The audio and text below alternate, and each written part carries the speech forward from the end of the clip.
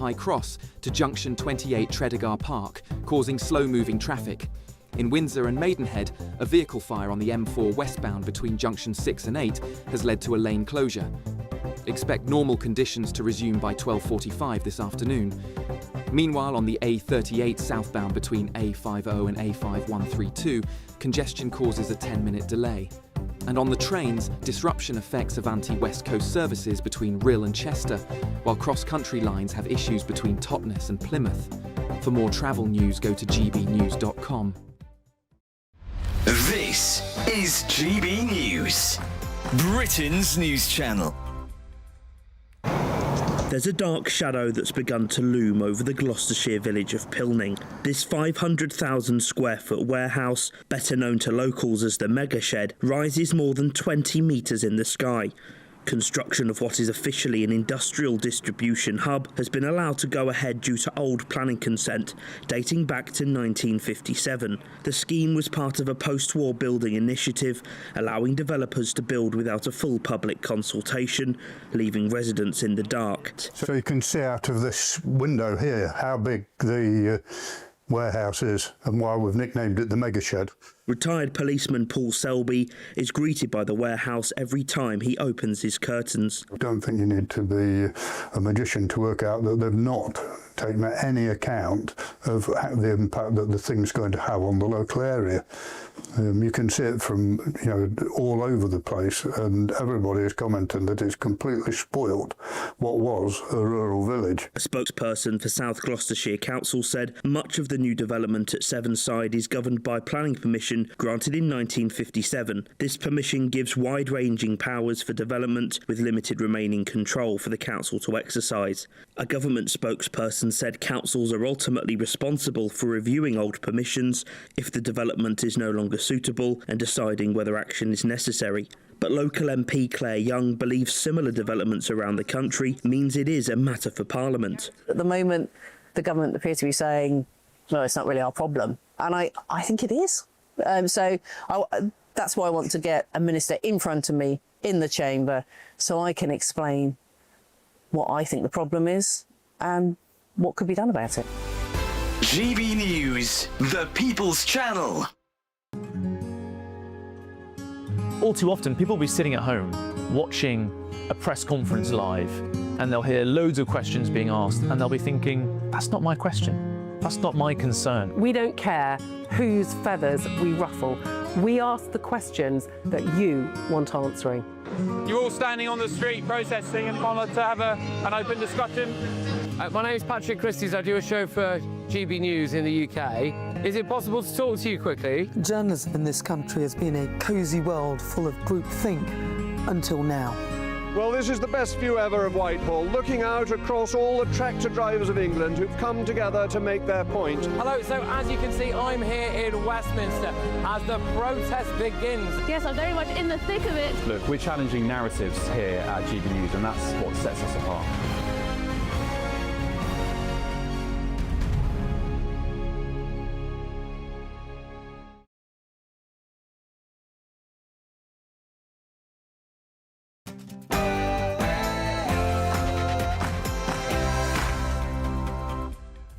Good morning, it's 9:30 a.m. on Friday the 21st of November. We are live across the United Kingdom. This, of course, is Britain's Newsroom with Alex Armstrong and Miriam Cates. Well, after years of waiting and £200 million spent, the COVID inquiry confirms what we already knew. We handled the pandemic badly. Here's the inquiry's chair, Baroness Hallett. I can summarise my findings of the response as too little, too late. And breaking, unwelcome news this morning. Energy bills will rise as temperatures are plummeting in January. Well, you've probably had to put your heating on this week, and from January it'll be a little bit more expensive. Those pledges of hundreds of pounds off our energy bills feel like a long way off still. And BBC licence fee dodgers cost the broadcaster £11 billion, despite a record 1 million enforcement visits to people's homes. To settle in this country forever is not a right, but a privilege.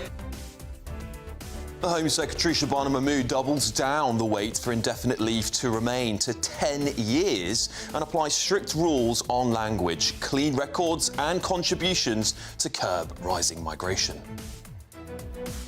Elsewhere, the Prime Minister arrives for his third foreign trip this month, this time to South Africa for the G20 summit. But we're telling you why Donald Trump is boycotting the event. And rich councils have been targeted, are they really? Well, wealthy families could face unlimited council tax hikes as Labour moves from funding from rich southern areas to poorer northern towns. Is that fair?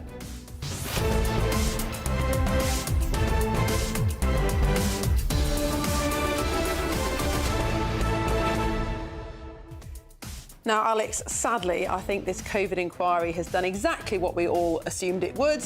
It's concluded that there weren't enough lockdowns, they didn't last long enough, and they didn't start soon enough, which has caused the opposite of what the data said. And I think the worst thing about the conclusions is that it said that 23,000 lives would have been saved if we'd locked down earlier, but that figure was calculated by the disgraced models by the disgraced scientist Neil Ferguson, whose models were discredited years ago. And not only that, so many questions were missed in this inquiry. We spent millions of pounds on it. We're going to be digging into what those questions were. The top one I want to ask is, how many people died as a result of lockdowns? Why are we not calculating that figure? Because I can bet you more people died as a result of the knock-on effects of those than died during the COVID, of course, crisis. It is extraordinary. If you look at the charts, it's very obvious that the infections peaked before lockdown. Lockdown cannot be said to have reduced the spread of COVID in any meaningful way. It's just incredible after all this time that conclusion could be brought. It's no wonder that people don't trust the establishment. I honestly, reading it again this morning, I don't know about you at home, but it brought up all the emotions and feelings I had from being censored during lockdowns just for questioning the government. Yeah. Things that you are meant to, you're taught to do. Honestly, I can't wait. We're going to be talking about this. And of course, it's still having an impact today. We're going to be talking next week about the budget, the really tight fiscal constraints that Rachel Reeves finds herself in because we borrowed and spent £400 billion during COVID. Absolutely. The knock-on effects are carrying on today. There we go. Well, get in touch with us, gbnews.com/your say. But first, let's get your 60-second news update with Sophia.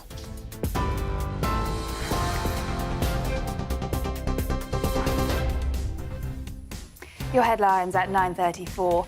Energy bills will rise by £3 from January after regulator Ofgem announced a 0.2% increase in the price cap. The COVID inquiry has found that lockdowns could have been avoided entirely during the pandemic had ministers reacted more quickly. It's after the public inquiry found that the government's failure to take COVID-19 seriously cost 23,000 lives in the first wave of the pandemic. Ukrainian President Volodymyr Zelensky says he's ready for honest work with the US after receiving a draft peace plan to end the war with Russia. Sir Keir Starmer has vowed to focus on making deals with other nations on his trip to the G20 summit in South Africa today, amid concerns that President Trump's boycott of the event will overshadow the meeting. And ice warnings are in force across Britain as temperatures plunge to -11 degrees overnight in some areas. Those are the headlines for now. I'll have more for you in half an hour.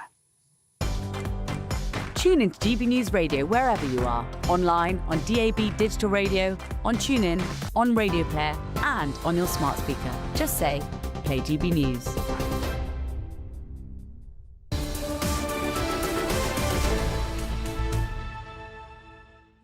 Hello, good morning and welcome. You're watching and listening to Britain's Newsroom. We're live across the United Kingdom on GB News with Alex Armstrong and Miriam Cates. Do you remember hearing this from Boris Johnson 5 years ago? From this evening, I must give the British people a very simple instruction. You must stay at home. Because the critical thing we must do to stop the disease spreading between households. What about this message repeatedly from the Chief Medical Officer, Professor Chris Whitty? Next slide, please. Next slide, please. Next slide, please. Next slide, please. Well, the long-running and costly COVID inquiry delivered a damning verdict yesterday. Take a listen to its chair, Baroness Hallett. I can summarise my findings of the response as too little, too late. The failure to lock down earlier may have cost lives. had the lockdown been imposed 1 week earlier than the 23rd of March. The evidence suggests that the number of deaths in England alone in the first wave up until the 1st of July 2020 would have been reduced by 48%. That is approximately 23,000 fewer deaths. Well, extraordinary, Alex. This report works out at £171,000 per page, apparently. So the lawyers have been great winners from lockdown. I could have done it. I would have done it for them for half the price and come up with better conclusions that we all knew already existed. There we go.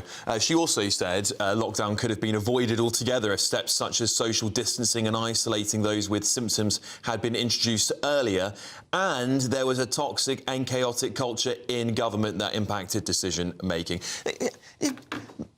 I just cannot get my head around this. I really, really can't. This is a complete establishment stitch-up, this whole inquiry. It's cost the taxpayer millions and millions of pounds. It's come to the same conclusions that they came up with, which I think a lot of it is based on pseudo-science, that lockdowns were good for the country and that we should have done them earlier, longer and harder. Well, actually, I would love to know why this inquiry didn't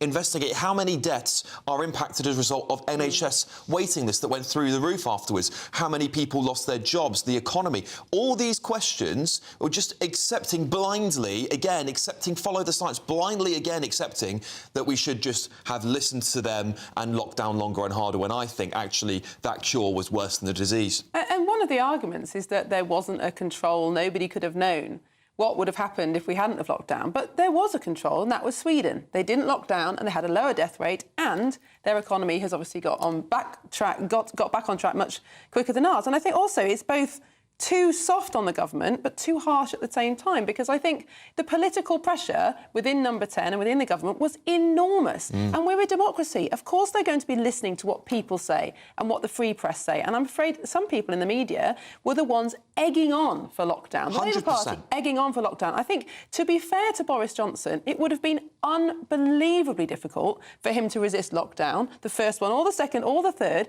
because of the pressure from the public and the media. So I think it's unfair to completely blame him. And actually, some of the WhatsApp messages that came out made clear that he was very nervous about the restrictions on freedom, and his instincts were not to lock down. Yeah. So I think it's both too harsh and misunderstanding the political reality, but also just following the blind kind of assumptions made at the time that lockdowns would work, that they would be worth it. And actually, the first kinds of messages that were put out was just that we should protect the vulnerable, we should cover the vulnerable in cotton wool, but everyone else should get on with it and not be frightened. Well, that just makes sense, doesn't it? So why did we switch? That's the question they should have been asking. Hospitals already operate under a similar assumption. If there's a ward where people are most likely to get sick, well, if you're ill, they will say to you, don't come onto this ward, please. We need this ward to be sterile. We need it to be sick people to get away. You could make this worse.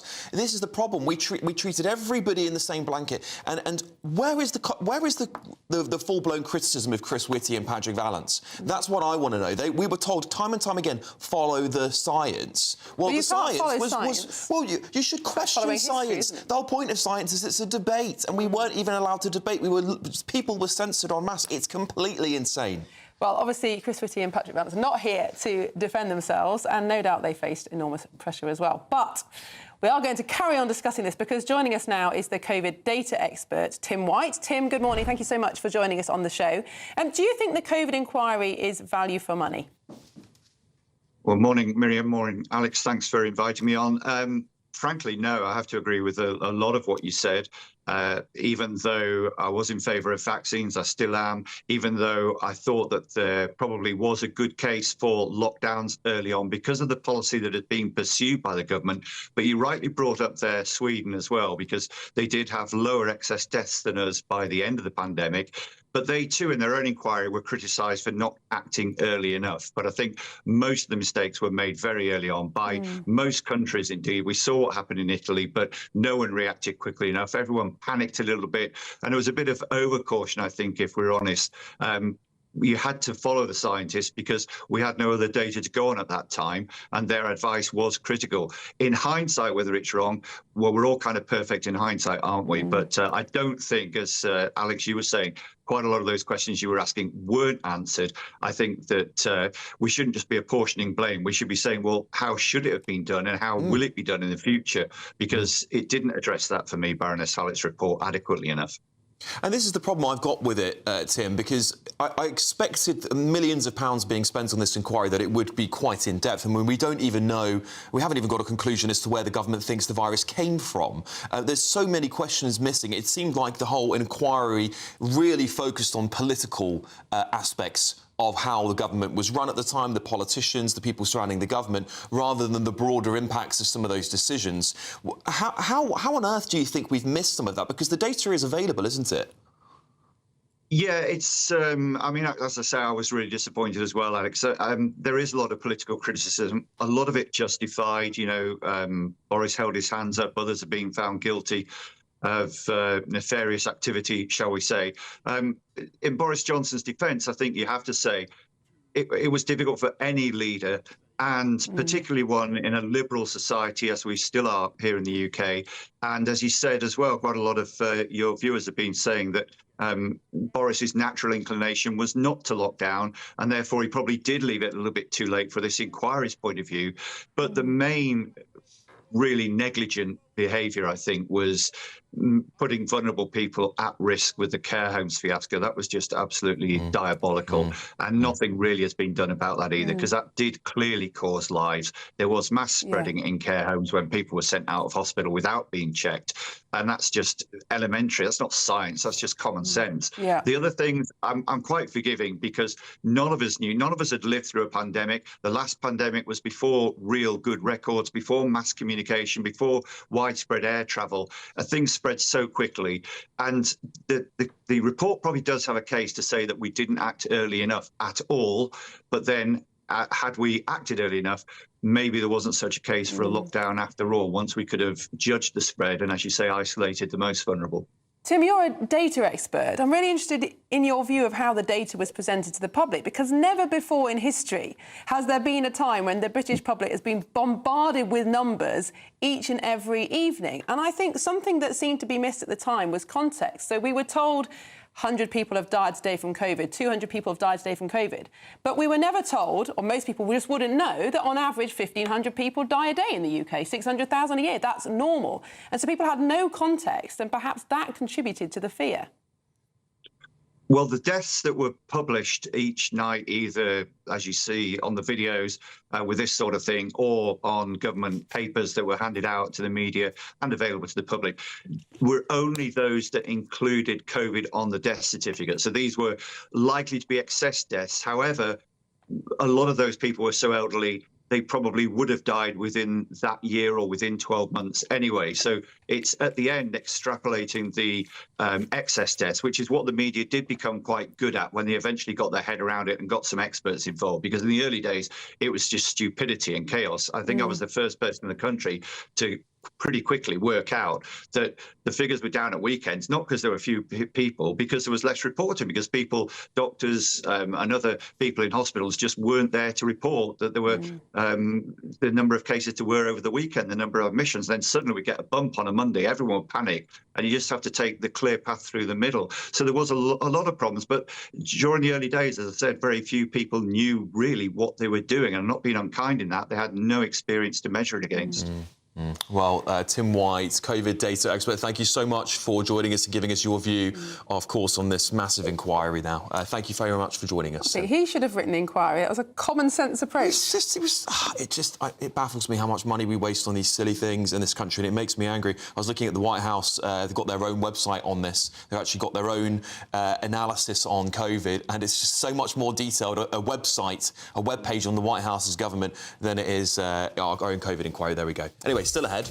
We're going to be telling you all about the Prime Minister's latest trip as he jets off to South Africa. And up next, find out how much your energy bills are set to rise in January as temperatures plummet. And if you're in search of some holiday sun, here's the forecast for some of the top European destinations. Ready to soak up that holiday sunshine? Won't we need some cover? No worries, all sorted. All Clear Travel Insurance sponsors GB News Travel Destinations Forecast. Heavy rain and strong winds likely in Italy and Croatia for the first part of the weekend. Meanwhile, it's fine and sunny for most of Spain and Portugal. Chance of some showers for Madeira and also across the Canaries. Sunny but not particularly warm across much of Spain and Portugal. Wet and windy weather, especially for southern Italy, Sicily and parts of Croatia and mainland Greece. Many of the Greek islands dry and fine on Saturday, but it will be cloudy here on Sunday. By the time we get into next week, it looks a little warmer for Rome and Dubrovnik. All Clear Travel Insurance sponsors GB News Travel Destinations Forecast. At GB News, we love to hear from you, our loyal community. So drop us a line at gbnews.com/yoursay. There you can talk to each other and also to the presenters live on air.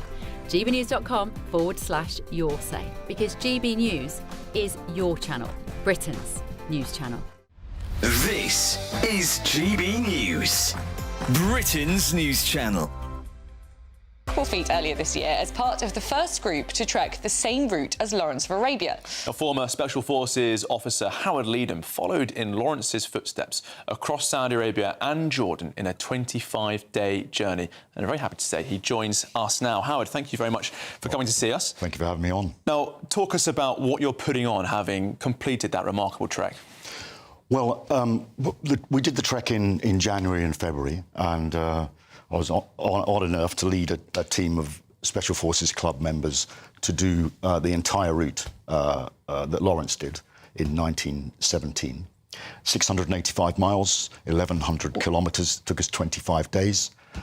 We started off with 5 riders, 4 riders made it, and the last 9 days we spent in Jordan. And one of the things that in Saudi, we would basically follow Lawrence's route from water to water and go to the same wells that he had gone, because that's what they had to do, as they worked their way around the Nefed Desert. And then, obviously, when they came in towards Aqaba, because the guns in Aqaba all faced towards the sea, yeah. so they had to cross the uncrossable desert to get into the back of Aqaba.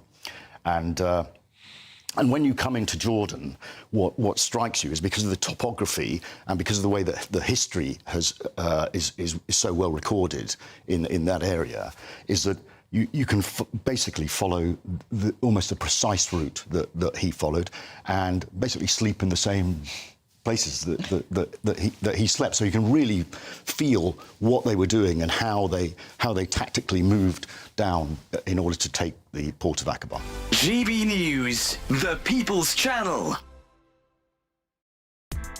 Join me, Nana Okoye, for an informative, interactive news programme with a difference. It's fun.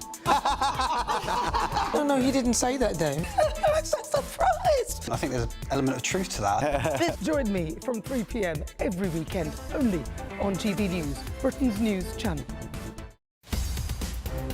In the GB Newsroom, we bring you the news as it happens. With our team of dedicated journalists across the UK. We're ready to keep you up to date with what's happening every half an hour, every single day.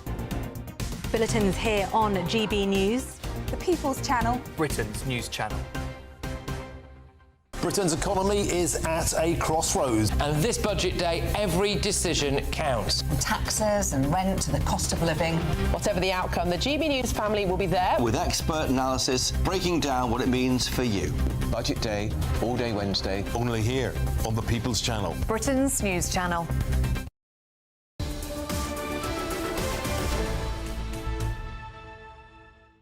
It's 10 to 10. This is Britain's Newsroom on GB News. Now, millions of households will see a rise in gas and electricity bills in the middle of winter after the regulator Ofgem outlined its next price cap. Well, GB News political correspondent Catherine Forster joins us. Catherine, bad news that the price cap is going up, but it's not going up as much as people may have anticipated with inflation, perhaps? No, bad news in that we actually thought it was going to fall by 1% because wholesale gas prices have gone down a bit. But it's going up 0.2% from January. That averages out at about 28p per week. So not a lot, but still in the wrong direction. Now, that takes the average gas and electricity bill for sort of a 3-bedroom house to £1,758, although they do say that that is actually £37 lower in real terms than the same time a year ago. But I think people will wonder what happened to Labour's pledges before they come into power, that, you know, they would bring people's energy bills down Was it by 300 quid? up to £300, but £300. This is something that I've talked to the Prime Minister about before, and basically they say green power is the future, we're putting a lot of investment into it. Ultimately, it's going to bring bills down, but the hard fact is that change is hard, and in the meantime, bills are still going up, and we know that of our bills, green subsidies levies are about 11% of what we pay are going into green subsidies. So the government say, look, it's going to get better, but sounds like no time soon. Although it does sound like with the budget, it sounds like they really want to do something amidst all the bad news, perhaps on energy bills. So it might be that some of that might be reduced, but it's going to be transferred to general taxation. So, you know. And every time the government, this government and the last government, intervene in energy prices, they make things worse. Because if you introduce a cap, electricity companies are going to charge up to that cap. They're not incentivised to bring the price down when the wholesale prices fall as they have.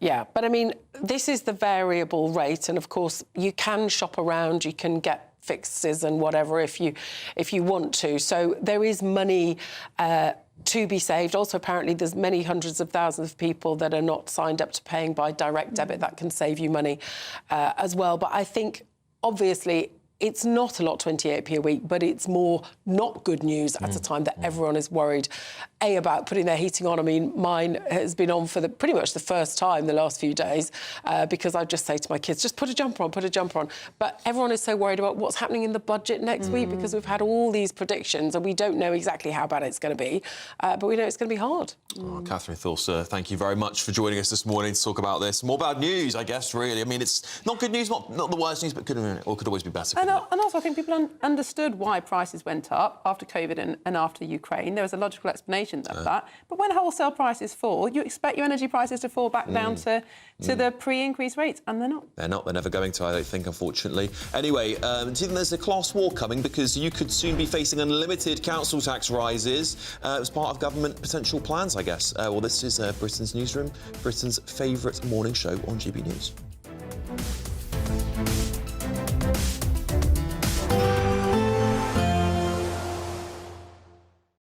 Today, clouds overhead, total zen within.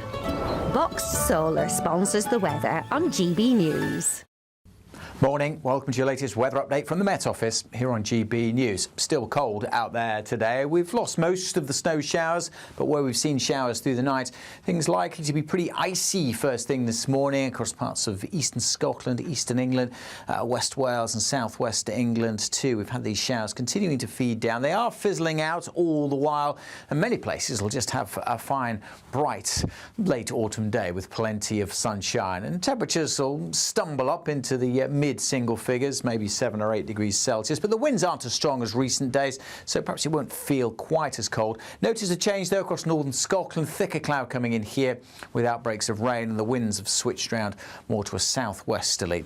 Now the winds across the south will be light, which means temperatures this evening will drop again pretty rapidly down close to freezing, but out west things are changing. The cloud is thickening for Northern Ireland and already into western Scotland, thicker cloud and some outbreaks of rain. That will lift the temperatures. It'll be the mildest part of the country, I suspect, through this evening. As the wet weather comes in and hits the cold air, there could be a little bit of snow over the hills first thing. As we go through the evening, as I said, it's going to be a cold one across the eastern parts of England. Cloud will steadily increase, though, elsewhere through the night. Rain trickling into northwest England, Wales, and eventually southwest England too. And again, a bit of snow possible up over the hills. But temperatures will rise as the wet weather moves in. We could start the weekend still with a frost across East Anglia and the southeast, and then it clouds over here quite rapidly through the morning, leading to a pretty cold feeling day. Rain and drizzle for many then to come tomorrow, but it should get get a bit brighter through the day across Wales and then northern England, much of Scotland seeing some sunny spells before we see another pulse of rain coming into the southwest and Northern Ireland later on. Temperatures will be a little bit higher, still going to feel, I suspect, pretty chilly for much of the weekend. Today, clouds overhead. Total zen within. Box Solar sponsors the weather on GB News. Thank you, Britain, for sharing over 5 million comments on your say. Because when you talk, we listen.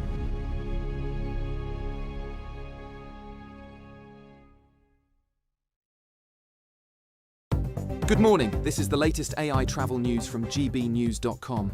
On the M4 westbound between junctions 6 and 8, a vehicle fire has closed all lanes, with normal traffic expected to resume by 12:51 this afternoon. Also, on the M4 westbound between junctions 27 High Cross and 28 Tredegar Park, congestion is delaying traffic. In Kent, the M20 eastbound faces disruption due to a broken down vehicle between junctions 6 and 7, with one lane closed. Avanti West Coast reports disruption between Rhyl and Chester and in the Stoke-on-Trent area. Cross-country services are affected between Totnes and Plymouth and between Leeds and York. For more travel news, go to gbnews.com. There's just 2 weeks left to see how you could win your Christmas this year paid for by us. First, we'll give you an incredible £30,000 in tax-free cash. Then we'll give you a further £10,000 cash to spend on all your Christmas presents, even a tree. Christmas lunch, that's on us too, with £1,000 in shopping vouchers to spend at your favourite supermarket. Finally, a GB News Christmas goodie bag. For another chance to win, text WIN to 63225. One entry costs £2.50 plus one standard network rate message, or text BONUS to 63225. 5 entries cost £5 plus one standard network rate message. Go to gbnews.com/win. Entries start at £2.50. Call 0903 686 3232. Calls cost £2.50 plus your network access charge, or post your name and number to GB17 PO Box 8690 Derby DE1 9TT. UK only. Entrance must be 18 or over. Lines close at 4 p.m. on the 28th of November. Please check the closing time if listening or watching on demand. Mornings don't have to be tiresome, especially if you have the right company. Wake up to news as it happens, opinion and debate, and of course, a little bit of entertainment too. Because when the kettle's on, we're on. That's Breakfast on GB News, a show worth waking up for. Every morning from 6 a.m. Only on the People's Channel, Britain's news channel. We'll spread the news, you spread the word. From the school run to the home run, watch a new show for all of Britain. He can say whatever he wants. A straight-talking show where all voices are heard. And, you know, when are we going to stop talking about smashing the gangs and actually do it? With the stories that matter from every part of our country. There's a bit of a crash landing there for your Chancellor. Bold, fearless and standing up for you. That's me, Martin Daubney, 3 p.m. till 6 p.m, weekdays, here only on GB News. The People's Channel, Britain's news channel.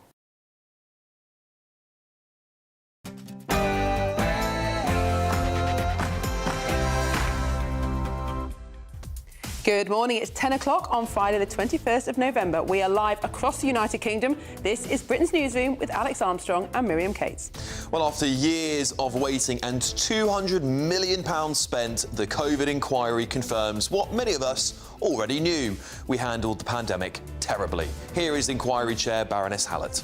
I can summarise my findings of the response as too little, too late. Well, some breaking and perhaps unwelcome news this morning. Energy bills will rise in January as the temperatures plummet, but just by 0.2%. And BBC licence fee dodgers cost the broadcaster £11 billion, despite a record 1 million enforcement visits to people's homes. To settle in this country forever is not a right, but a privilege. Well, the Home Secretary has doubled the wait for indefinite leave to remain to 10 years and applies strict rules on language proficiency, clean criminal records and contributions to curb rising migration. As the Prime Minister Keir Starmer arrives for his third foreign trip this month alone to South Africa, this time for the G20 summit. We'll tell you why President Donald Trump is boycotting the event. And are rich councils being targeted? Wealthy families could face unlimited council tax hikes as Labour moves funding from rich southern areas to poorer northern towns. Is that fair?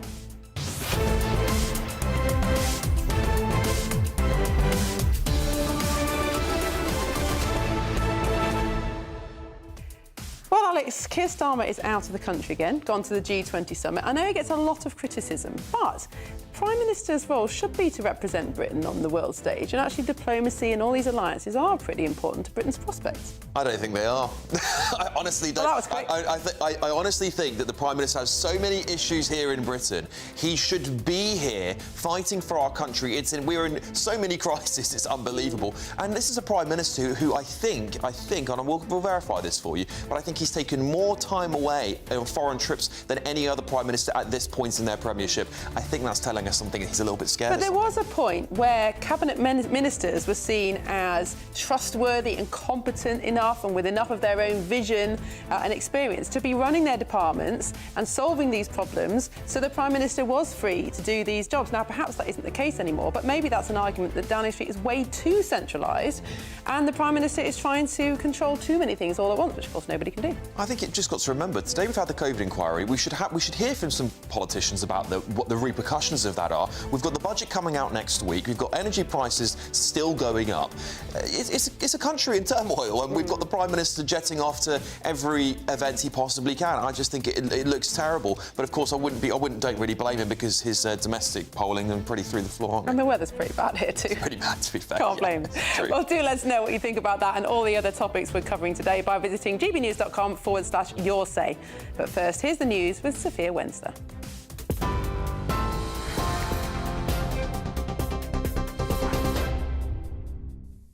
Miriam, Alex, thank you. Good morning. These are your headlines from the GB Newsroom. Millions of households will see a rise in gas and electricity bills from the middle of winter after regulator Ofgem outlined its next price cap. The 0.2% increase will take effect at the start of January, lifting the annual bill for a typical dual-fuel home to 28 pence a month. The unexpected increase comes after experts at Cornwall Insight said they expected prices to fall by 1% because of lower wholesale energy prices. However, prices are still set to be slightly lower than the same period the previous year. The COVID inquiry is facing criticism by some for being a £200 million waste of money after concluding that lockdowns could have been avoided entirely. The public inquiry concluded that the government's failure to take COVID-19 seriously cost 23,000 lives in the first wave of the pandemic. The inquiry says the government response to the pandemic in March 2020 was too little too late, and lockdown could have been avoided altogether if steps such as social distancing and isolating those with symptoms had been introduced earlier.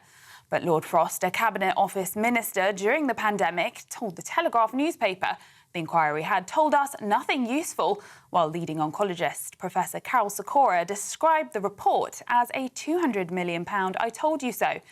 The report also highlighted a toxic and chaotic culture in the UK government affected decision-making, saying that Boris Johnson failed to tackle it. March Shadow Chancellor of the Duchy of Lancaster, Alex Burkhardt, defended the then Prime Minister. I just remember a very stressful, intense, fast-moving environment in which everyone was trying to do the best thing for the country that they possibly could. I'm certainly not going to criticise the Prime Minister of the day, who had the most incredibly huge responsibility and who, as I'm sure your viewers will remember, very nearly died, I think, in April of that year. But having contracted the virus himself and been hospitalised. And I remember that episode very starkly. In other news, Ukrainian President Volodymyr Zelensky says he's ready for honest work with the US after receiving a draft peace plan to end the war with Russia. According to the US-backed plan seen by Reuters news agency, Kyiv would be required to give up land, halve the size of its army and ban the country from owning long-range missiles. It comes as Sir Keir Starmer says the future of Ukraine must be determined by Ukraine. If the deal goes ahead, Vladimir Putin would walk away with full ownership of the Donbas regions of Donetsk and Luhansk, as well as Crimea. Meanwhile, it's understood Russia will be freed from Western sanctions. It would rejoin the G7 and take back the majority of its frozen assets under Donald Trump's peace plan. President Zelensky said he expected to speak with US President Donald Trump in the coming days about the proposal. This plan is obviously not acceptable in this form for many reasons, but I'm sure that we can work on it with President Trump's administration and try to get it to something that would be acceptable. However, my main question here is Russia even on board with that? Because we didn't hear from Russian officials that they are confirming that this plan was actually created by them and that they will be ready to accept it. Ukrainian MP Kira Rudik speaking there. Now, Sir Keir Starmer has vowed to focus on making deals with other nations on his trip to the G20 summit in South Africa today. The Prime Minister said it's really important to be at the gathering, which Donald Trump won't be attending. There are fears the US president's boycott of the summit will overshadow the meeting of world leaders as they arrive in Johannesburg today. A Strictly Come Dancing star has reportedly been arrested on suspicion of rape. A man who cannot be named for legal reasons was arrested in October over an alleged incident last year, according to the Sun newspaper. It's understood the alleged victim was not a contestant or a professional dancer. Hertfordshire Police confirmed the arrest and said inquiries are continuing.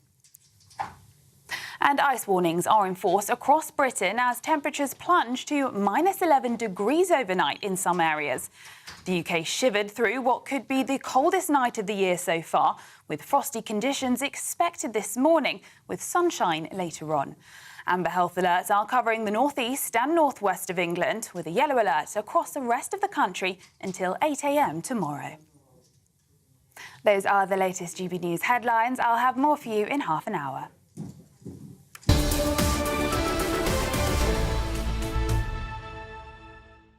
Hello everyone, and this, of course, is Britain's Newsroom. Welcome back.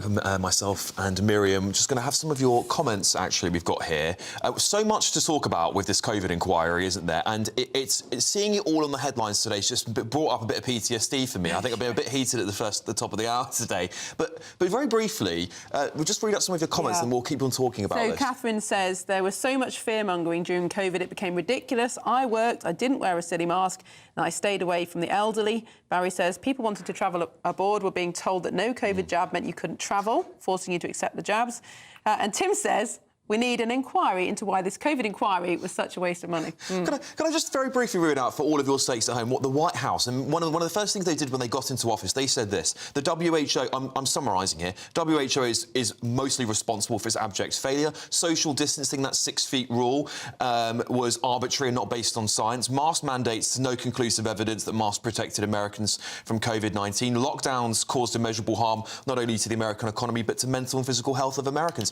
This was the conclusion they came up with without spending millions, 200 million quid on an inquiry, things that actually most scientists agree with now. On top of that, of course, we talk about why did this inquiry not look into the gain-of-function research that was happening in parts of China in Wuhan lab, which that happened to have a wet market nearby, that's supposedly where it all came from. So many questions unanswered. All we've got is this, what I think, my personal opinion, is a political attack on the Conservatives that's come out of this inquiry and some of the people operating around them. It's interesting, isn't it, that actually some US states did have very draconian lockdowns, even harder than ours, and yet they've still been able to come out with a more kind of neutral analysis of what did and didn't go wrong. Well, please do carry on commenting on all of our stories, but there's also a brand new way to take part in the conversation by becoming a friend of GB News for free. Take a look at this. Hi Join the community and be part of our shows by becoming a friend of GB News. Get a direct line to join the conversations that you hear us talking about every day in our programmes by commenting on Your Say and voting in You Decide polls. Access opinion, analysis and behind-the-scenes videos as we share more from the stories that you see on TV and radio. Plus, watch our shows live and on catch-up anywhere, anytime. If you love our channel, become a friend of GB News for free by scanning the QR code or going to gbnews.com/friend. Don't just watch our programmes, come and be a part of them. Well, we were just talking about that long-running and very costly COVID inquiry, 200 million quid worth of inquiry, should I say. Of course, has delivered its verdicts yesterday. Take a listen to Chair Baroness Hallett. I can summarise my findings of the response as too little, too late. The failure to lock down earlier may have cost lives. Had the lockdown been imposed 1 week earlier than the 23rd of March, the evidence suggests that the number of deaths in England alone in the first wave up until the 1st of July 2020 would have been reduced by 48%. That is approximately 23,000 fewer deaths. Well, she also said that there was a toxic and chaotic culture in the government that impacted decision-making. Well, joining us now is David Patton, who is Professor of Industrial Economics at Nottingham University Business School. David, good morning. Thank you so much for joining us. Good morning. Looking back to the pandemic and the instructions that we were all given at the start, we were all told to follow the science, and that was given as a particular view of particular research that we should all just trust. Do you think that, in hindsight, that was a mistake? Well, it clearly was a mistake, but I'm afraid I'm not convinced that lessons have been learned. So I've had a look at the report yesterday published. We've got 800 pages, yet from what I can see, the Baroness Hallett has been asking the wrong questions. She's ignored the real scientific evidence on actual data, and she's come to the wrong conclusions. And she's charged us a lot of money for doing that. It was interesting hearing that clip just now saying that the evidence suggests that a lockdown a week earlier would have reduced deaths by 48%. Actually, that has been completely debunked. That comes from the imperial modelling, which assumes that deaths would have increased exponentially and assumes that lockdowns would have had a big impact in reducing deaths. In fact, when you look at the actual data, we now know that infections were decreasing before the lockdown started in England. That's been shown by Professor Simon Wood of Edinburgh University. We also know that all the evidence across the world and in England suggests that lockdowns themselves probably did not save lives. They may have reduced some short-term COVID deaths, but when you take into account the deaths caused by lockdowns from depression, from reduced economic ability to look after yourselves and from health consequences, actually the evidence suggests there was no impact on deaths and possibly deaths even increased. That's from peer-reviewed evidence published in credible academic journals, yet Baroness Hallett seems to have simply ignored that evidence and taken as an assumption that lockdown saved lives rather than looking at the actual evidence. David, what do you think the knock-on effect of this inquiry's findings are going to be? Do you think the government are now going to adopt many of the so-called lessons they've derived from this inquiry, or do you think that at least someone might in the government might say, actually, there's some things we disagree with here, or are they just going to take it at face value? Well, I think the danger is that they will accept the conclusions and will sort of plan for further lockdowns in a similar situation.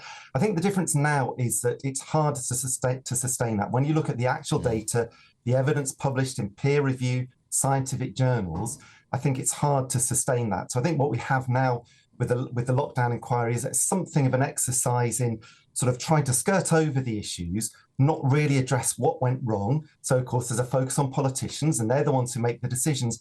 There's no real attempt in the inquiry to investigate what went wrong with the scientific advice, for example, the imperial modelling, which has now been so discredited and led to these disastrous decisions. And we need to remember the consequences of lockdowns.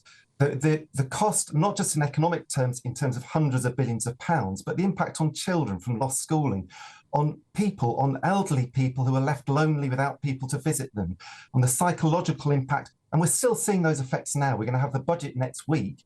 One of the reasons we don't have any money to spend is because the government spent hundreds of billions of pounds paying people not to work and paying businesses to shut down without any evidence that those measures were actually effective.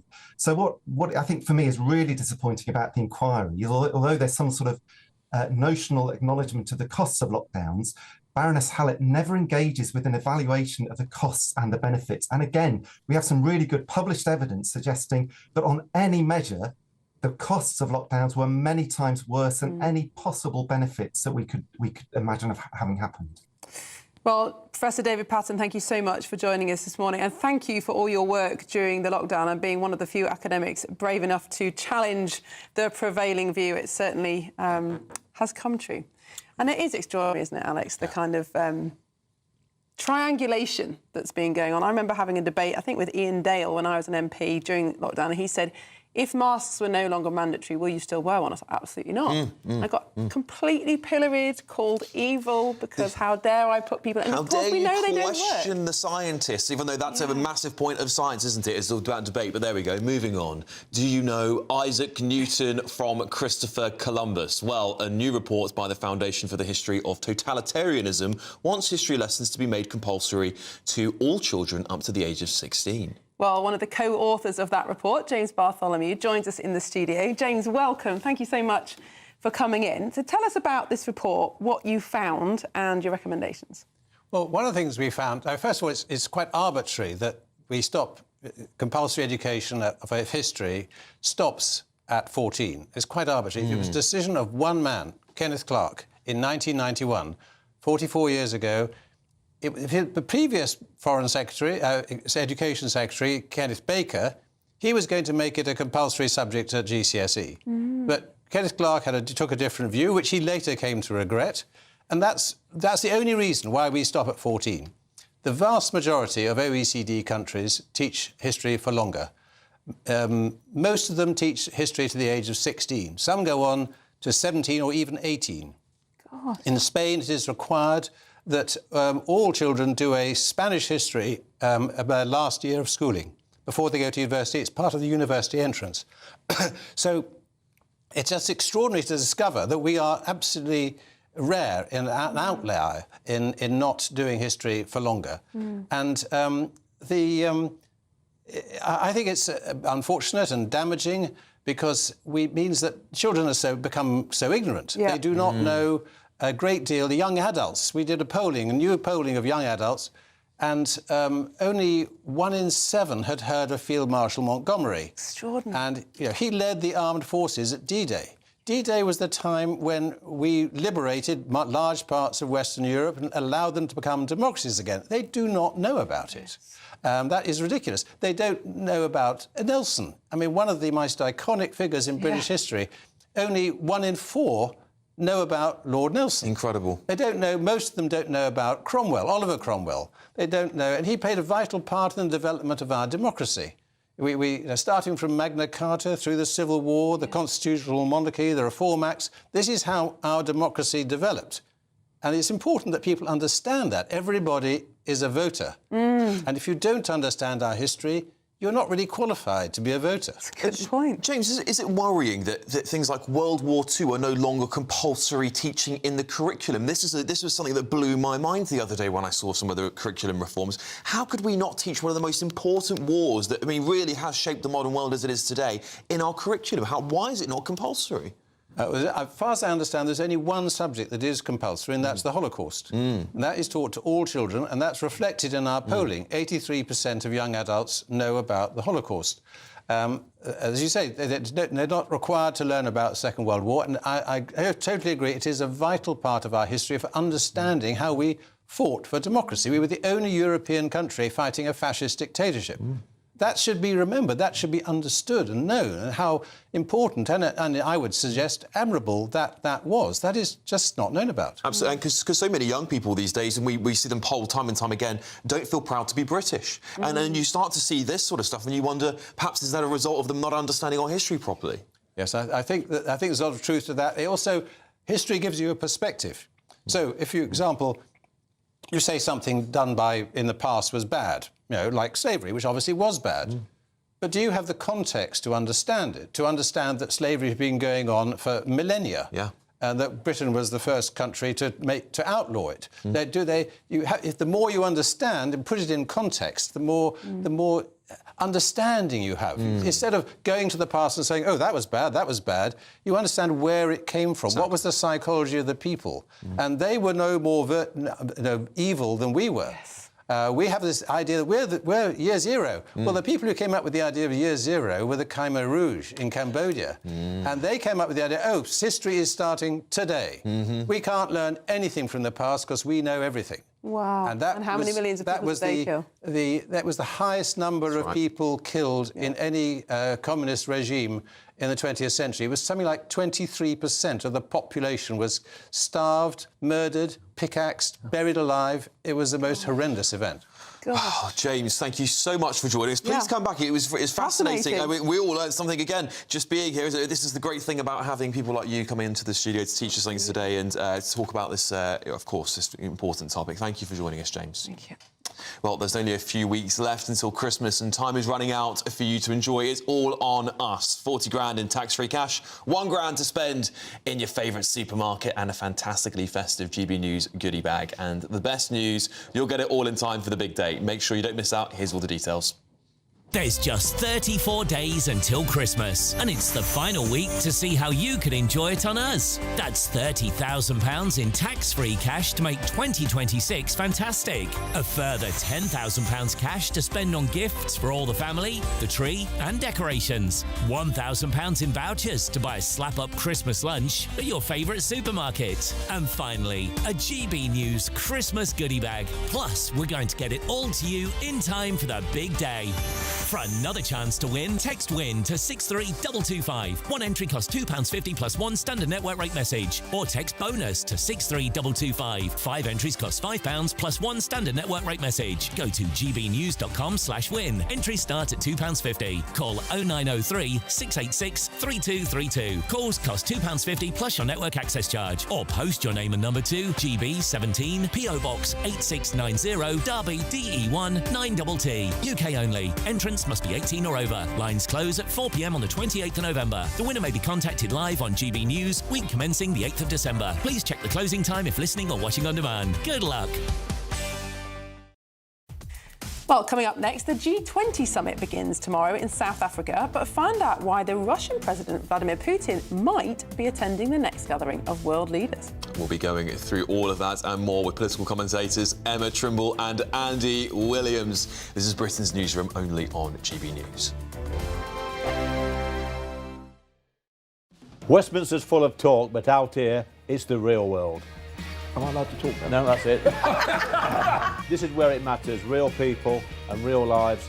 That's what politics is all about. The fact has Trump made a good start? No. Straight answers, no spin, and just a couple of pints. How many fingers have I got up? About 10. So join me for Lee Anderson's Real World every Friday at 7 p.m, only on GB News.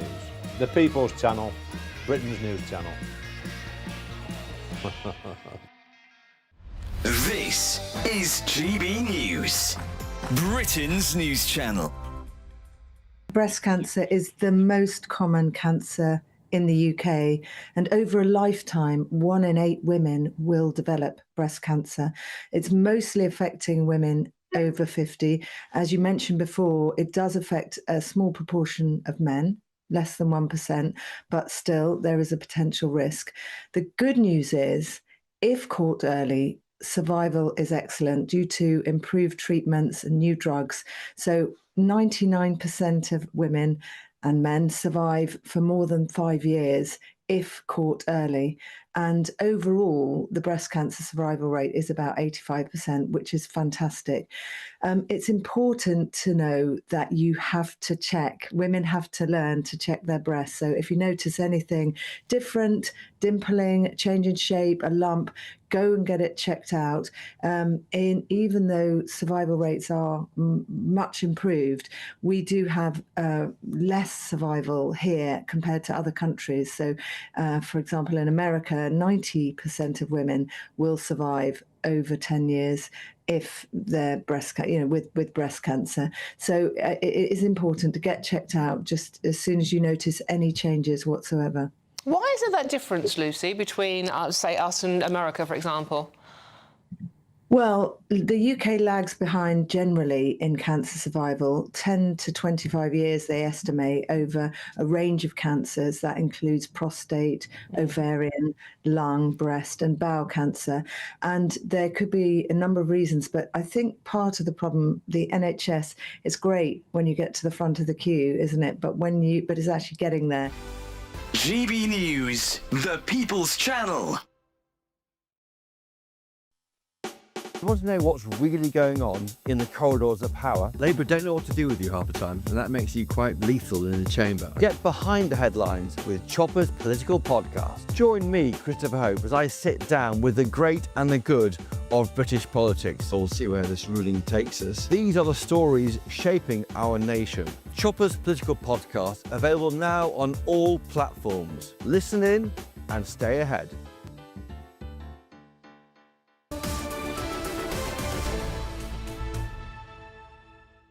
Welcome back. It's almost 10:30. This is Britain's Newsroom with me, Alex Armstrong, and Miriam Gates. Now, SAS soldiers have threatened the Labour government with legal action over the Troubles Bill.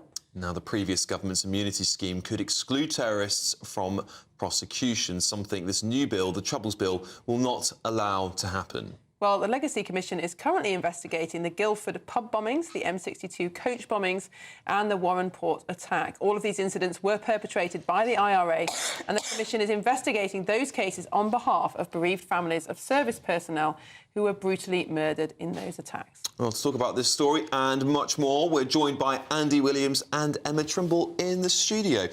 Andy, what's your take on this bill? Do you think the government have made the right decision bringing forward the bill and changing it, of course, from the previous Tory versions of it? No, I don't think they have, and I think it's another example of ill-thought-through policy by this government. I just don't think they were... It's another example of them not being prepared for government, in my view. They've not thought it through. The ministers in charge seem to be taking direction entirely from the civil service and actually not having an original thought. And I just don't think it makes sense. Emma? Where to begin? I mean, I think that others have pointed out that this is a national security risk. I think it obviously is. The fact that this is going to open the floodgates to all sorts of vexatious complaints. There was already this one soldier who was in his 70s who was dragged through the courts to no avail because there wasn't enough evidence against him. The defence of our country and also the armed forces with its dwindling numbers is already in crisis. I think this is going to deter more people from joining the army. It's going to cause people to leave the army because who would want to follow orders? In order to do that, you have to trust the people who are commanding you. Who would want to, trust orders, go in, do what the government asks them to do, only to be potentially later dragged through the courts and accused of murder later? Nobody in their right mind would do that, and I think that it's a horrible injustice to veterans who have done what this country asked them to do. I think and it's important to remember the context. Like, it's not that long ago that you had a terrorist organisation routinely perpetrating terrorist attacks on British soil, including in London, all over the country, not just in Northern Ireland, but in London, in Birmingham, all over the place. And so the context explains why these actions were taken, And there's no doubt that in conflicts and in wars, awful things happen. Yeah. But the reality is that if you are opening the door for your own armed forces and soldiers to be perpetually sued and basically chased to the grave by potentially vexatious complaints by your enemies, you are undermining the national security of this country. And it is a human rights lawyer view of the world where people always make rational decisions that will always stand up in hindsight. And of course, that is not how the battlefield works. Well, a government spokesperson said, after the false promises of the last government, we are putting in place 6 real workable protections for veterans that the failed Legacy Act never did. We will not allow the process, like so many times before, to become the punishment for our veterans. Well, shall we talk about the other top story? Andy, I'll start with you. Keir Starmer is arriving in South Africa as G20 gathers without Donald Trump. We're boycotting it. Why is he boycotting it? Because he's an attention seeker. Is that the news answer, or is that your answer? No, but he is. It's classic deflection tactics from Trump, and from the fact that, guess what? He's actually doing a terrible job as president. The rationale, people held their nose when they vote. A lot of people held their nose voting for Trump because they said, well, it's, all of the terrible stuff like people putting children in cages and separating families at the border, and the racism and the sexism and the fact he was convicted of rape in a civil trial, for example. They put all of that to one side because they said, but he can run the economy. Well, even the US economy isn't doing that well. Put the stock market to one side. That's not what the real economy is. Like, inflation is too high, the economy is not growing, he's doing badly, he's tanking in the polls, he's going to get thrashed at the midterms next year, at which point his power will disappear overnight. And this is another deflection tactic. I mean, obviously, I don't agree. I think it's amusing to me that so many people on the left, sorry, Andy, but that, are so critical of Donald Trump and saying he's not doing a very good job as president. But, I mean, he's helped Israel to achieve a ceasefire with Gaza. They're on the road to some solution in Ukraine, whether you agree with it or not. The idea that he's not going to this because Is that the war he said he'd end overnight? Well, can I just also point to the fact the reason why he said he's not going to the G20 in South Africa is because of the persecution of white Christians in South Africa, and he says he doesn't want to be part of that. This is the point that I was about to make, which is that I think that he's not gone to this with a very principled stance, and I think absolutely that's absolutely right that people white Boers in South Africa have faced awful treatment and are being actively discriminated against by the law. This is a very principled stance for him to take, I think. Yeah, Keir Starmer, Andy, this is a Prime Minister who has potentially spent more time abroad at this point in his premiership, equivalently to others, than any other Prime Minister in history. I mean, at what point do we say the country's in crisis, Prime Minister? I mean, he used to drag Rishi Sunak through the House of Commons on this stuff, didn't he? It's a bit hypocritical, isn't it, of the Prime Minister? Well, I think he used to drag Rishi Sunak over his extensive use of private jets. The thing is, this is the only thing Keir Starmer's good at. He's actually very on the world stage. He's actually, I genuinely think he's a really good representative of the UK on the world stage.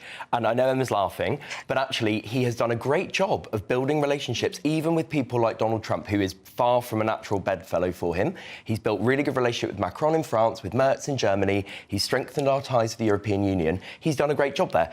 Domestically, different question, but he's very good on the world stage. Very like President Macron. His only power left is on the world stage, domestically tanking. Well, we're going to have to leave it there, you two, but you'll be back with us in 45 minutes or so. But first, let's get your second news update with Sophia Wensler.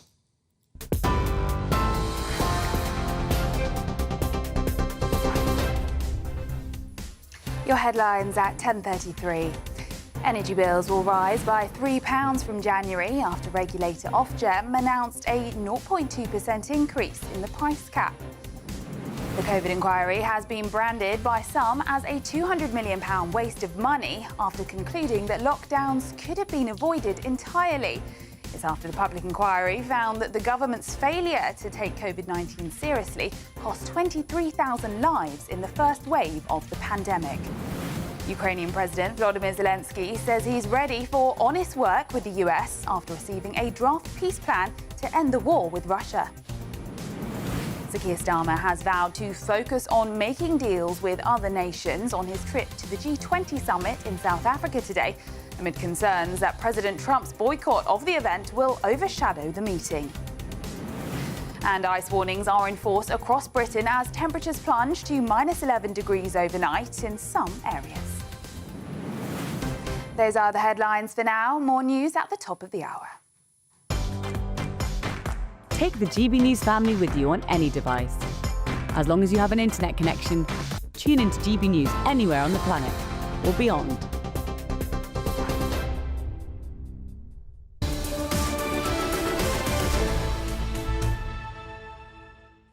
Coming up next, we're looking at the reasons why in Scotland they're considering plans to allow women to abort babies because of their sex. Don't miss it. This is Britain's Newsroom, only on GB News.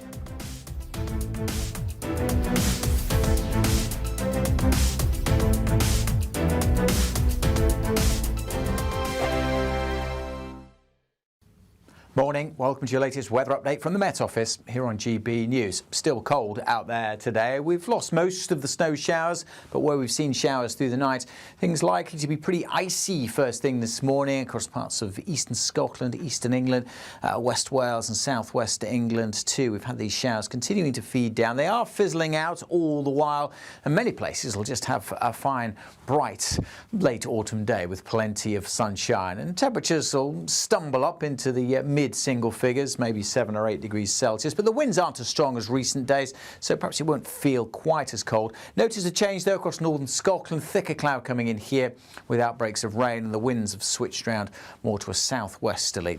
Now the winds across the south will be light, which means temperatures this evening will drop again pretty rapidly down close to freezing, but out west things are changing. The cloud is thickening for Northern Ireland and already into western Scotland, thicker cloud and some outbreaks of rain. That will lift the temperatures. It'll be the mildest part of the country, I suspect, through this evening. As the wet weather comes in and hits the cold air, there could be a little bit of snow over the hills first thing. As we go through the evening, as I said, it's going to be a cold one across the eastern parts of England. Cloud will steadily increase, though, elsewhere through the night. Rain trickling into northwest England, Wales, and eventually southwest England too. And again, a bit of snow possible up over the hills. But temperatures will rise as the wet weather moves in. We could start the weekend still with a frost across East Anglia and the southeast, and then it clouds over here quite rapidly through the morning, leading to a pretty cold-feeling day.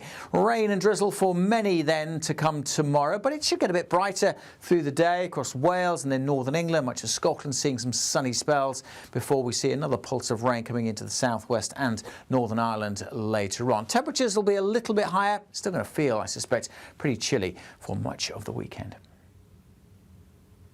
Thank you, Britain, for our more than 2 million YouTube subscribers and more than 2 billion views. That is Britain watching, sharing and making its voice heard louder than ever before. Good morning, this is the latest AI travel news from GBnews.com. In Doncaster, delays are reported on the A1M southbound between junctions 36 and 35 due to a collision with all lanes closed. In Windsor and Maidenhead, a vehicle fire halts the M4 westbound between junction 6 and junction 8 with traffic normal by early afternoon. Watch for congestion from junction 27 High Cross to junction 28 Tredegar Park. In Sandwell, expect disruptions on the M6 northbound at junction 8 due to a broken down vehicle. And on the trains, Avanti West Coast experiences issues between Rhyl and Chester, while Cross Country faces problems between Totnes and Plymouth and Leeds and York. For more travel news, go to gbnews.com. Britain's economy is at a crossroads. And this budget day, every decision counts. From taxes and rent to the cost of living. Whatever the outcome, the GB News family will be there with expert analysis breaking down what it means for you. Budget day, all day Wednesday, only here on the People's Channel. Britain's news channel.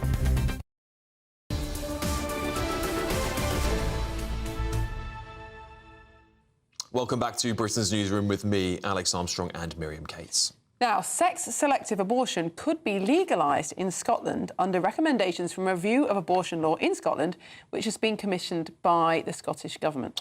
The UK Government says that under current legislation in England, Wales and Scotland, abortion on the grounds of sex of the baby is illegal. Well, we're joined now by Lois McClatchy-Miller from the Alliance for Defending Freedom. Lois, welcome to the studio. Thank you for coming in. The abortion law applies to the whole of UK. What is the Scottish Government doing commissioning this report?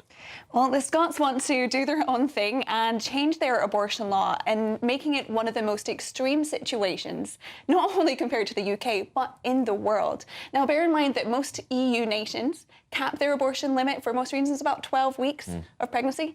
We already cap 24 weeks, which is about almost 6 months of a baby's life. And now the SNP, the Scottish Government, have commissioned a report to suggest that they allow abortion all the way up to birth for most social reasons. And this is not just women aborting a baby, but the doctors would be allowed to do it. Well, exactly. In fact, they would have to be normally in a situation where there was an abortion taking place up to birth. It would be very extreme circumstances, and it would have to be signed off by 2 doctors.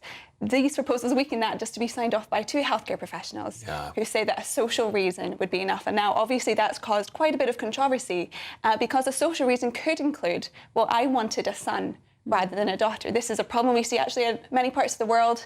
In Asian cultures, that's been caused a big kind of gender skew in their populations. And there's concern that such a step would be a regressive. Scotland's supposed to be a kind of progressive feminist country, and now we're allowing people to kill children just because they are female. It's really quite shocking. Yeah, it really does. You took the words out of my mouth when I was talking. I was going to ask you, because of course this review started under previous First Minister Hamza Yusuf, and many people here, including an article in The Telegraph, are talking about whether there's this sort of bowing into ethnic communities that actually want to have, let's just say, only have a boy, or that's the desired practice. But I guess it goes further, doesn't it, really? Because it says something about the society that we're living in now, that it's becoming anti-child, anti-birth. Our birth rate is through the floor. We've got British people leaving at record rates. We've got net migration at all-time highs. What on earth has happened to British society, in your opinion, Lois? I think the government has become absolutely allergic to any kind of moral judgment on this situation. Most people, most of the British public, do not support abortion up to birth. In fact, only 1% of women say that a baby should be aborted for any reason up to the day they were born. Nobody thinks that. Nobody supports that. In fact, 70% of women would like to see our current very high abortion limit lowered to something more humane. So the government is completely out of whack with where average people are at, and hardly an unusual situation these days. And yet they need to be listening to their population, because they think that we have this standard of life where we don't care about babies at all, that we don't care about children, that we want to spend our lives working corporate jobs and forgetting our kids, and that's just not the case. British people do care about babies, they do care about children, they want policies that support them to be good parents, that don't get rid of their children. Yeah, absolutely. Now, this review was conducted, the report was written predominantly by interest groups who support and even conduct abortions. Were pro-life views taken into account? In a very token way, pro-lifers were allowed to submit their opinions. In fact, that was where the request for protection from sex-selective abortion came from, and that was denied. And yet those with a vested interest in the abortion industry had a great influence on this report. In fact, Engender Scotland, a charity up in Scotland, which receives 98% of its funding from the Scottish Government, that amounts to about £1.3 million, had a great influence in leading the campaign for decriminalisation. So you see this structural problem where the government is outsourcing and funding groups to then lobby it back and tell them what to do, and then they're consulted as the experts on the issue. And so here we have this toxic loop. Yeah, do you think we're conditioning the public, it may be in subtle ways and not perhaps deliberately, to want this designer everything about their life? I mean, I've seen articles comparing babies now to pizzas. You can just customise, have whatever you want. And is it this demand that we've created in society to have exactly what you want, even though what's something that I believe should be in God's hands? I think that's certainly the case, but we're not blind to the evidence that is before our eyes. We could have said maybe in the 50s, 60s, 70s that we didn't know what a baby was like before birth, but now we have scans, now we have, many women have experienced what it's like to carry a child. We know that at those stages of life, babies are sentient, they're capable of pain, they're capable of survival outside the womb with the right medical support, and we should not have hospitals where one late-term baby is being aborted and another is being kept alive in a NICU with every promise of life. It isn't right. Yeah, I totally agree. For my whole adult life, Lois, I think until relatively recently, abortion has been a settled issue. It's been something difficult to talk about in public if you have pro-life views. But I sense a shift in the last few months that people are starting to question our view on abortion again. We've seen some feminists change their mind on this issue. Why do you think that is? I think, we are becoming more questioning as a nation. We were told, for the last few years that a man could become a woman and that we had to believe that. And that's obviously denying the evidence before our eyes. And if that's not true, I think we can open up some of those cultural conversations, be like, what is the right moral judgment here? Is it true to say that a baby up to birth is just a clump of cells? Well, no, the evidence shows that it's not. And I think we are taking a more evidence-based approach to these questions, and instead protecting and asking questions about how we can protect those most vulnerable citizens, rather than just shut our eyes and let this incredibly wrong situation continue. Well, Lois McClatchley-Miller, thank you so much for joining us to talk about this really important issue, and we do need to talk more about birth and children and babies in this country, because our birth rate's falling through the floor. We've got to do something about it. It's going to be a national crisis, I'm telling you. Thank you so much for joining us, as ever. Pleasure to have you. I do think sometimes, Alex, the SNP do us a lot of favours, because they push things so far that it makes people think, hang on a minute, maybe we should ask some questions. It was exactly the same on the gender case. Nicola Sturgeon saying that a male rapist should be in a women's prison, I think, woke up a lot of people to the gender issue. Maybe this will be similar on life issues. Yeah, I just hope people vote for change if they don't like these things. You do hope that, but it doesn't always seem to happen. But there we go. Up next, health leaders have signed off a letter to the government today asking for smartphones to be banned in classrooms. But first, if you're in search of some holiday sun, here's the forecast for some of the top European destinations.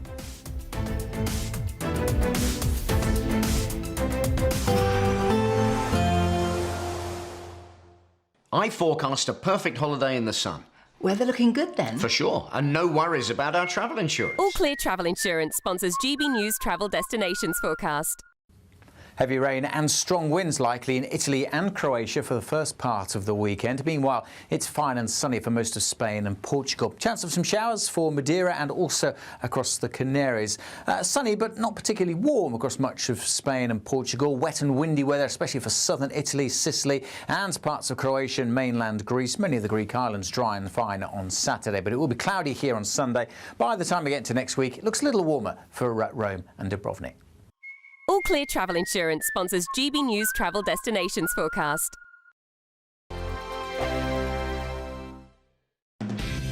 Decisions made in Washington aren't just shaping America, they're shaping Britain too. From migration to global security, from crime to health. Whatever happens in the White House today will be felt in your town or city tomorrow. That's why The Late Show is live from Washington, D.C. Cutting through the politics to show you what it all means for Britain. The Late Show live every night at midnight. Only on GB News, Britain's news channel. No matter the state it's in, this is our nation. Join me, Jacob Rees-Mogg, for a genuine, honest discussion on where we have been, where we are going, and where we are with the people who set the direction. Tune in to State of the Nation every Monday to Thursday, 8 to 9 o'clock. Only on GB News. At GB News, we love to hear from you, our loyal community. So drop us a line at gbnews.com/yoursay. There you can talk to each other and also to the presenters live on air. gbnews.com/yoursay, because GB News is your channel, Britain's news channel. From the school run to the home run, watch a new show for all of Britain. So he can say whatever he wants. A straight talking show where all voices are heard. And when are we going to stop talking about smashing the gangs and actually do it? With the stories that matter from every part of our country. There's a bit of a crash landing there for your Chancellor. Bold, fearless and standing up for you. That's me, Martin Daubney, 3 p.m. till 6 p.m. weekdays, here only on GB News. The People's Channel, Britain's news channel. Westminster's full of talk, but out here, it's the real world. Am I allowed to talk then? No, that's it. This is where it matters. Real people and real lives. That's what politics is all about. The fact is Trump made a good start, no. Straight answers, no spin, and just a couple of pints. How many fingers have I got up? About 10. So join me for Lee Anderson's Real World every Friday at 7 p.m. only on GB News. The People's Channel, Britain's news channel.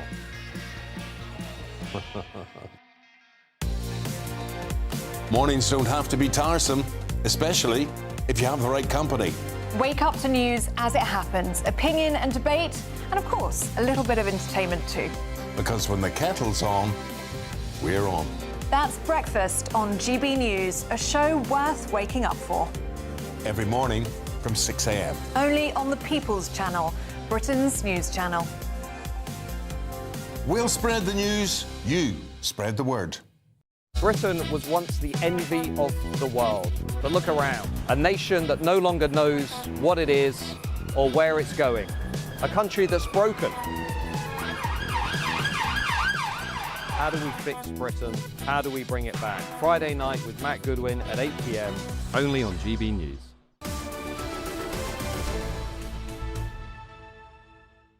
Welcome back. It's 10 to 11. You're watching Britain's Newsroom with Alex and Miriam. Well, hundreds of head teachers have called for a ban on smartphones in schools after fears for student safety.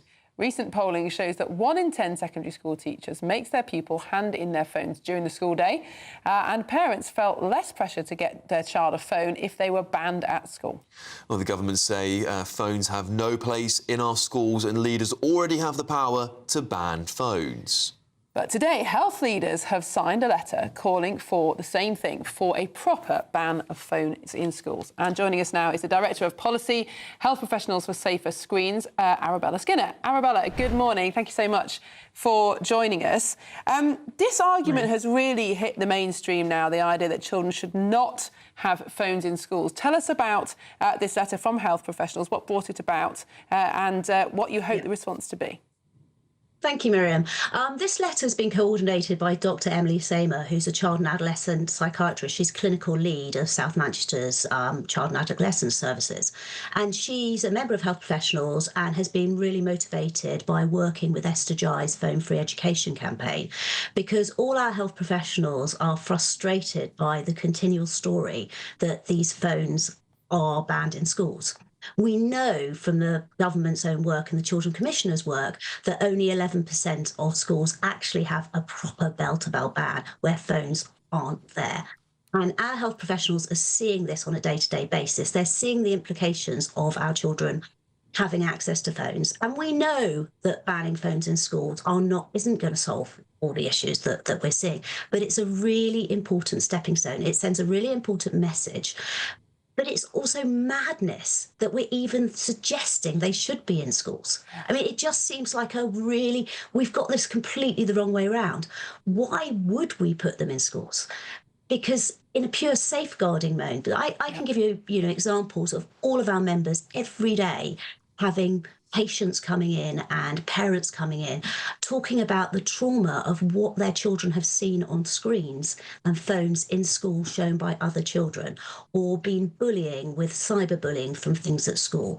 And the real world evidence and the academic evidence makes it really clear that if we ban phones in schools, we get massive behavioural improvements and massive academic improvements. It just makes no sense that we're not doing this.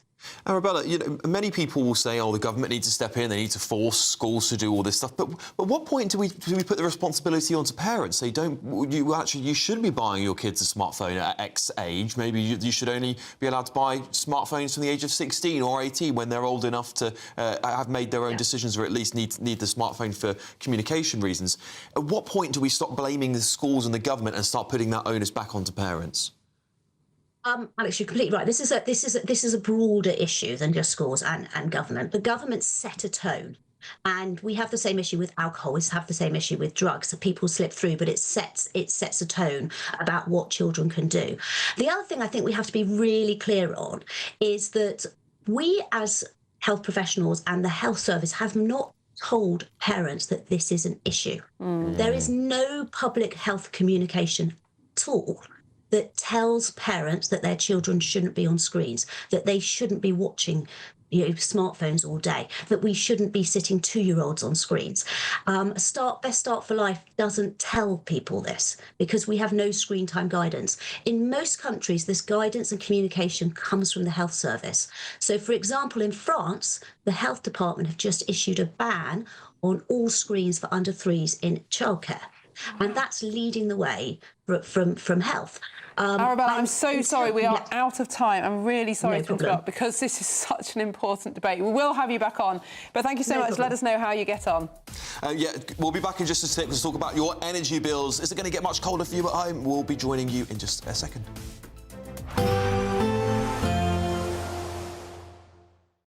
Expect warm spells with the odd rude interruption. Box Boilers sponsors the weather on GB News. Morning, welcome to your latest weather update from the Met Office here on GB News. Still cold out there today. We've lost most of the snow showers, but where we've seen showers through the night, things likely to be pretty icy first thing this morning across parts of eastern Scotland, eastern England, West Wales and southwest England too. We've had these showers continuing to feed down. They are fizzling out all the while, and many places will just have a fine, bright late autumn day with plenty of sunshine, and temperatures will stumble up into the mid-single figures, maybe 7 or 8 degrees Celsius, but the winds aren't as strong as recent days, so perhaps you won't feel quite as cold. Notice a change though across northern Scotland, thicker cloud coming in here with outbreaks of rain, and the winds have switched round more to a southwesterly. Now the winds across the south will be light, which means temperatures this evening will drop again pretty rapidly down close to freezing, but out west things are changing. The cloud is thickening for Northern Ireland and already into western Scotland, thicker cloud and some outbreaks of rain. That will lift the temperatures. It'll be the mildest part of the country, I suspect, through this evening. As the wet weather comes in and hits the cold air, there could be a little bit of snow over the hills first thing.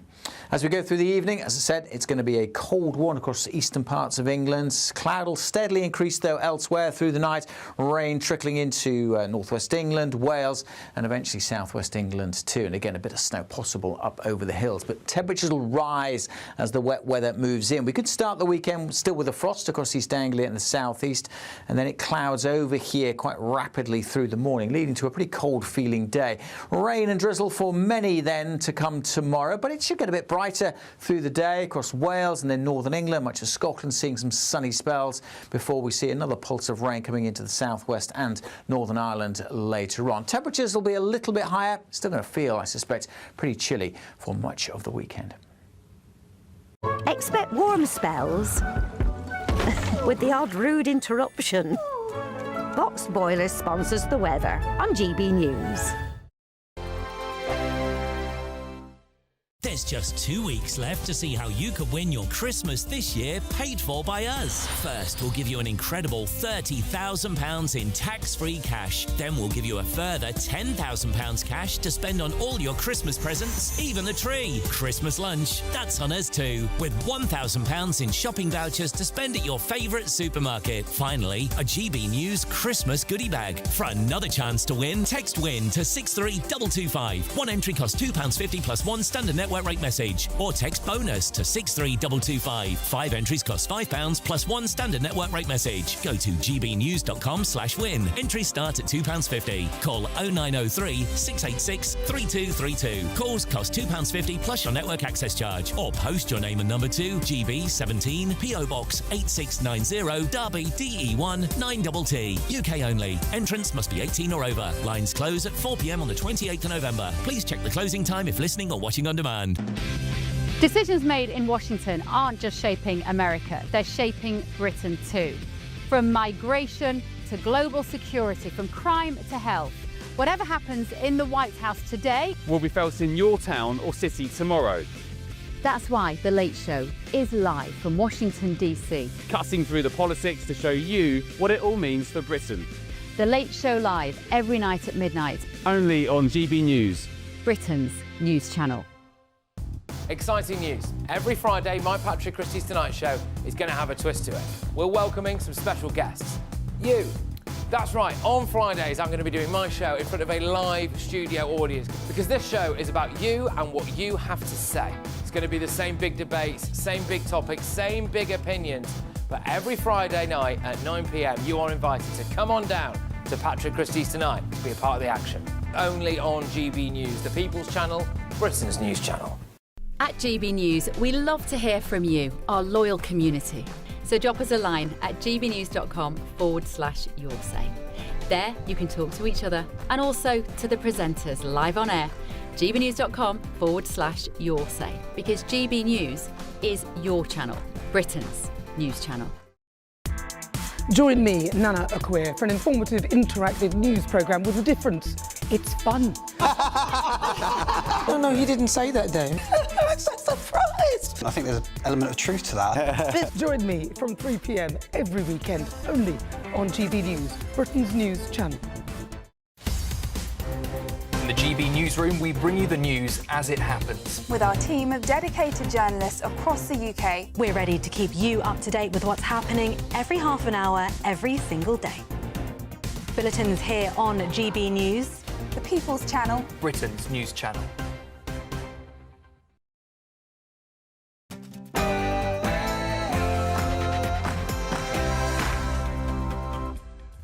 Good morning, it's 11 a.m. on Friday the 21st of November. We are live across the United Kingdom. This is Britain's Newsroom with Alex Armstrong and Miriam Cates. Well, was it worth waiting for? After years and £200 million spent, the COVID inquiry chair, Baroness Hallett, has this verdict. I can summarise my findings of the response as too little, too late. Well, an absolutely damning verdict. Talk of a toxic, sexist and chaotic culture in government. And also the news that if more measures had been taken sooner, lockdown potentially could have been completely avoided. As the temperature drops in the winter months, Ofgem confirms your energy bills will be going up in January. Elsewhere, the Prime Minister is in South Africa for the G20 summit. It's his third foreign trip this month. He's racking up those air miles, Alex. He definitely is, yeah.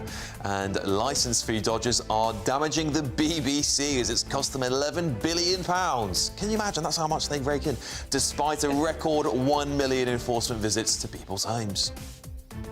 To settle in this country forever is not a right, but a privilege. Well, that's the Home Secretary. She's doubling the wait for indefinite leave to remain to 10 years and is going to apply strict rules on language, clean criminal records, to curb rising migration.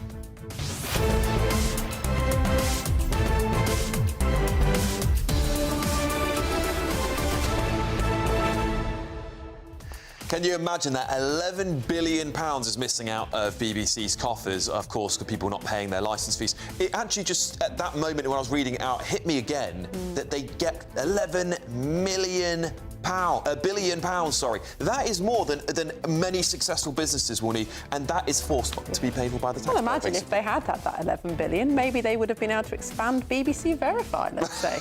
It could have been put to good use, Alex. Yeah, of course. It's not been a great month for the BBC. Some really interesting revelations, and I suspect more to come, and made us think, why so many people have a particular view on things in this country. Perhaps it's BBC brain, that's what I like to call it. Yeah, I think it probably is, Miriam. Also, isn't it just refreshing now that there's a bit more competition for them? They may not like it, but at least there's some challenging going on here. And there's a channel that promotes free speech, even if no one else does. Talking of that, you can actually speak to us, gbnews.com/your say. But before we get cracking with all of the big topics today, here's your news with Sophia Wetzler.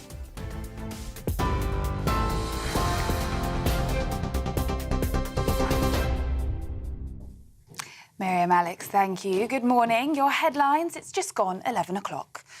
Millions of households will see a rise in gas and electricity bills this winter after regulator Ofgem outlined its next price cap. The 0.2% increase will take effect at the start of January, lifting the annual bill for a typical dual-fuel home to 28p a month. The unexpected increase comes after experts said they expected prices to fall by 1% because of the lower wholesale energy price.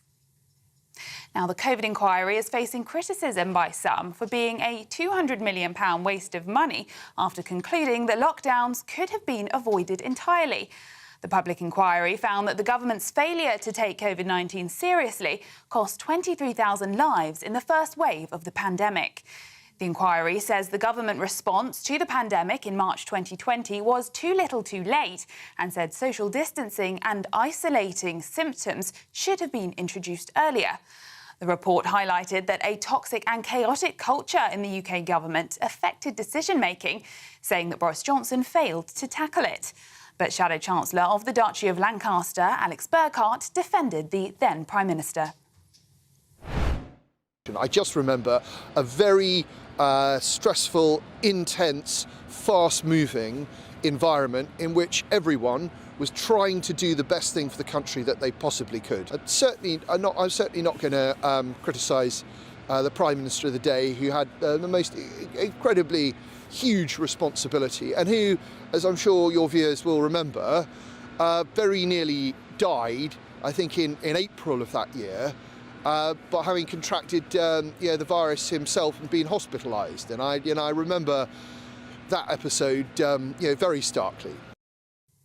Elsewhere, Ukrainian President Volodymyr Zelensky says he's ready for honest work with the US after receiving a draft peace plan to end the war with Russia.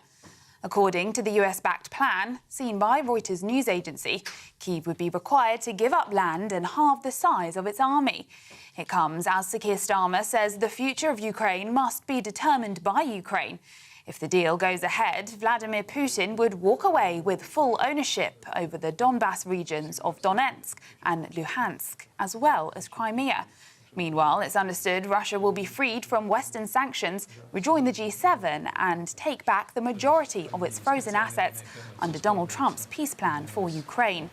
President Zelensky said he is expected to speak with the US president in the coming days.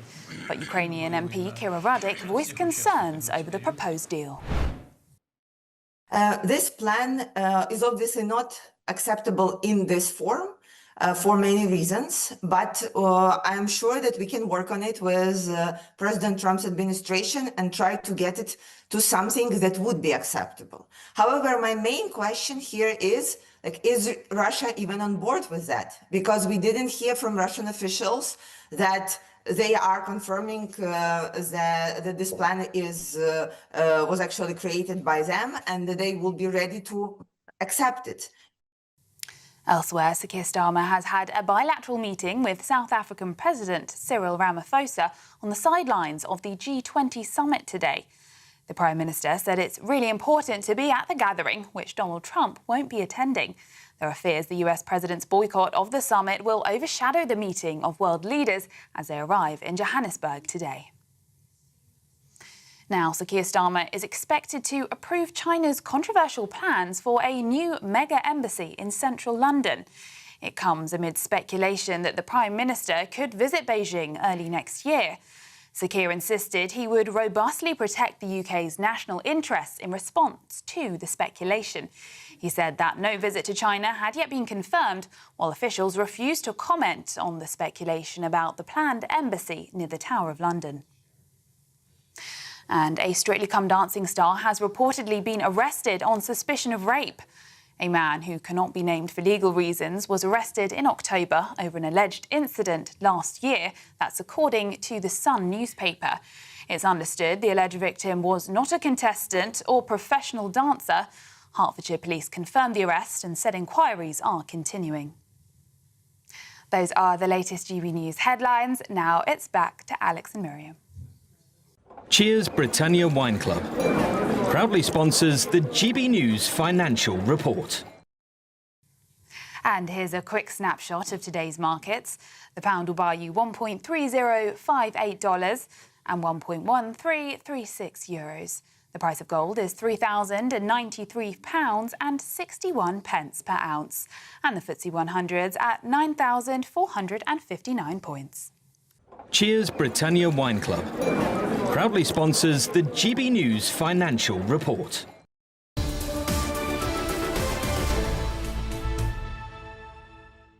Welcome back, everybody. This is Britain's Newsroom, live across the United Kingdom on GB News with Alex Armstrong and Miriam Gates. Well, we'd love to hear what you think. Send your views and post your comments to gbnews.com/yoursay.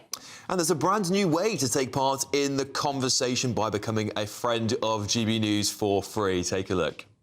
Join the community and be part of our shows by becoming a friend of GB News. Get a direct line to join the conversations that you hear us talking about every day in our programmes by commenting on Your Say and voting in You Decide polls. Access opinion, analysis and behind-the-scenes videos as we share more from the stories that you see on TV and radio. Plus, watch our shows live and on catch-up anywhere, anytime. If you love our channel, become a friend of GB News for free by scanning the QR code or going to gbnews.com/friend. Don't just watch our programmes, come and be a part of them. Welcome back. Yeah, well, we're just having a little chit chat here about the COVID inquiry. Because it really is. It's wound a lot of people up today, and I don't blame many of you at home. I feel very angry about it as well. I just want to read out a comment here from John. John says the Chinese should be made to pay our national debts for what the cost of COVID was. I completely agree. I think we've let China get away with this. We really have. I mean, there's so many unanswered questions that have come out of an inquiry that's cost us £200 million. I mean, I could sit here all day listing the questions. Crazy. That's Completely right. crazy. You're right. The biggest question is why did that virus leak from that lab? And even if it was an accident, industrial accidents normally come with compensation. They certainly do. And we're all criticising Rachel Reeves for the decisions she may or may not make in the budget. But at the end of the day, the reason we're in such a difficult position, the reason she's not going to be able to cut taxes or invest in industry is because we're in so much debt because of COVID. Yeah. Now, our government chose to borrow that money, and of course the Labour Party of course, egged them on. But nevertheless, we are in the trouble we are economically directly as a result of COVID. And of course, when it comes to China, I mean, they have vehemently and will continue to vehemently deny it came from a lab that they ran and all this stuff. And there's a lot of debate about that. Hence the reason why the inquiry should have answered these questions so we can have a national discussion about them. But we can't, because all it did was focus on some politics here, there, and try to verify the claims such as following the science on lockdowns. I mean, the White House's own website has a better litany of things. They talk about mask mandates and saying how they were practically ineffective.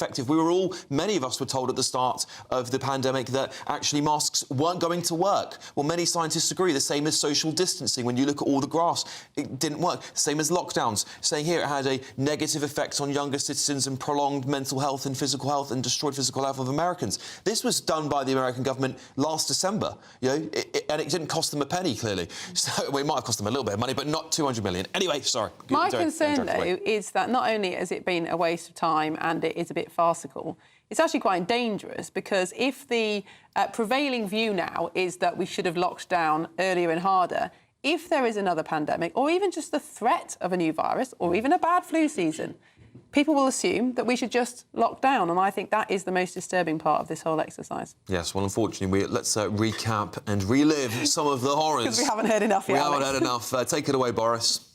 From this evening, I must give the British people a very simple instruction. You must stay at home, because the critical thing we must do to stop the disease spreading between households. And many of you will remember hearing this repeatedly from Chief Medical Officer Professor Chris Whitty. Next slide, please. Next slide, please. Next slide, please. Next slide, please. And the long-running and costly COVID inquiry delivered this verdict yesterday. Take a listen to its chair, Baroness Hallett. I can summarise my findings of the response as too little, too late. The failure to lock down earlier may have cost lives. Had the lockdown been imposed 1 week earlier than the 23rd of March, the evidence suggests that the number of deaths in England alone in the first wave up until the 1st of July 2020 would have been reduced by 48%. That is approximately 23,000 fewer deaths. Well, she also said there was a toxic and chaotic culture in the government which impacted decision-making. We're joined by GB News' political correspondent, Catherine Forster.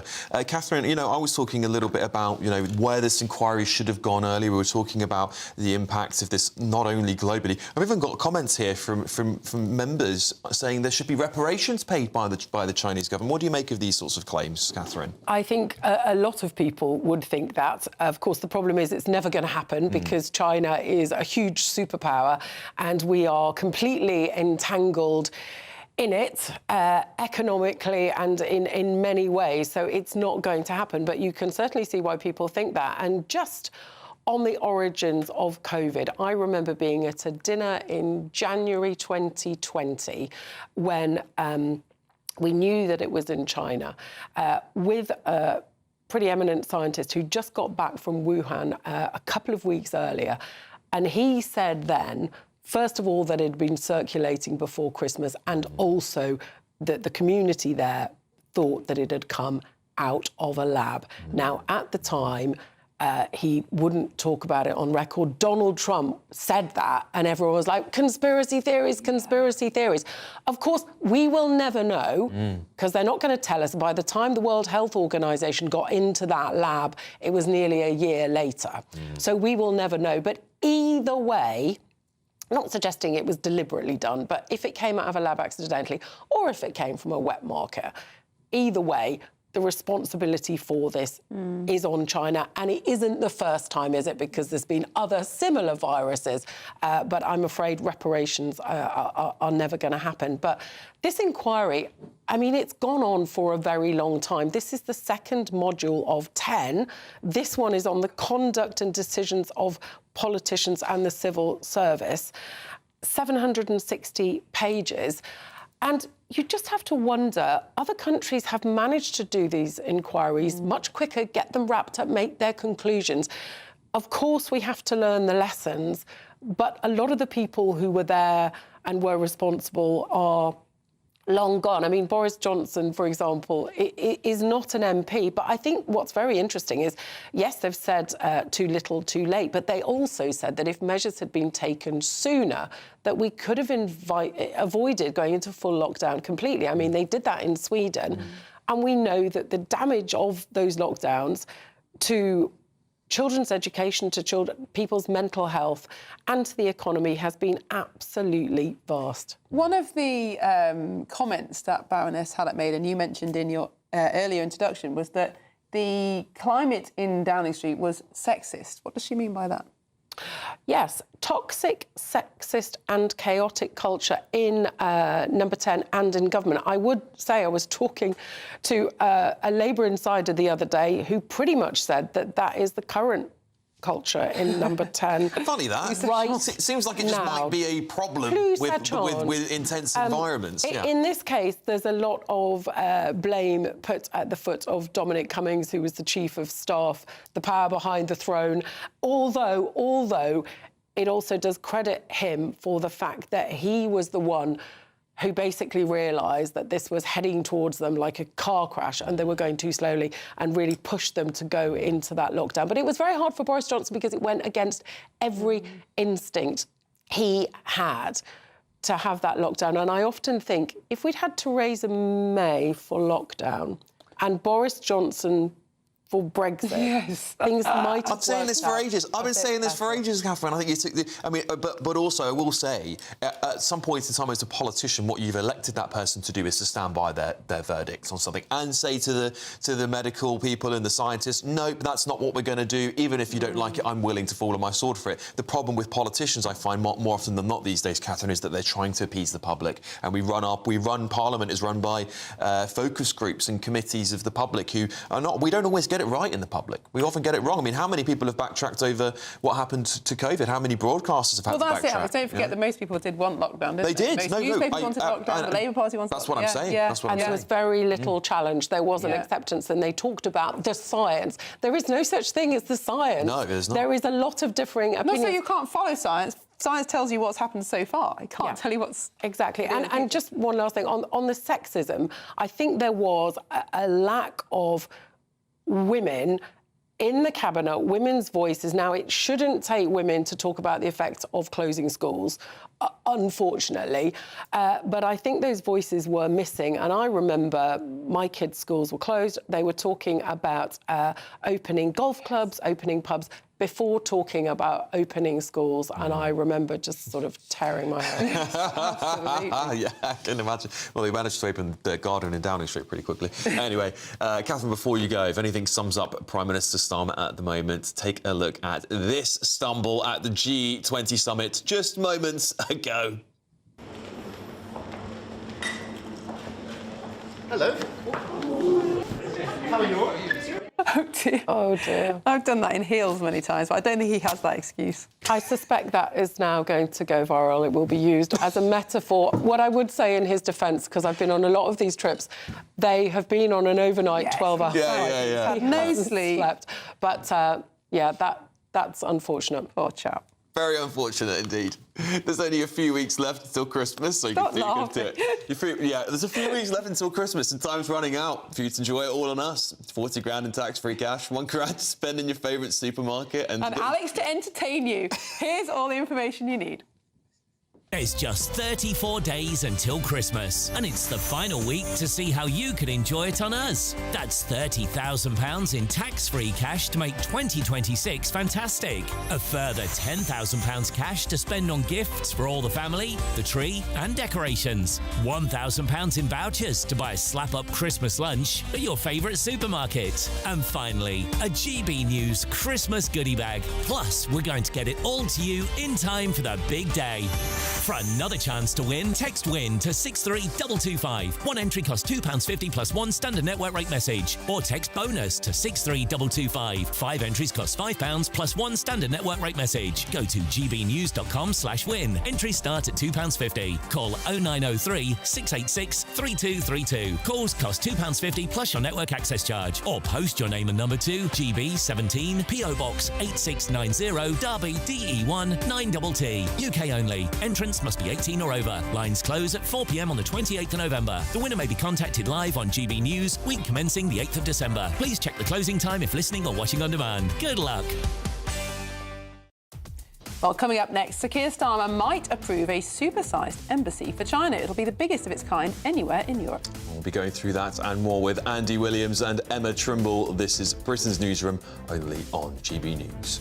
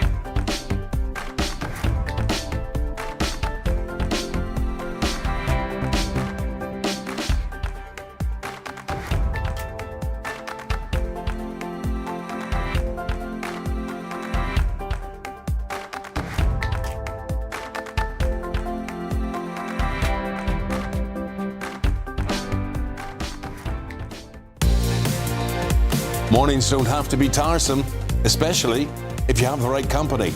Wake up to news as it happens, opinion and debate, and of course, a little bit of entertainment too. Because when the kettle's on, we're on. That's Breakfast on GB News, a show worth waking up for. Every morning from 6 a.m. Only on the People's Channel, Britain's news channel.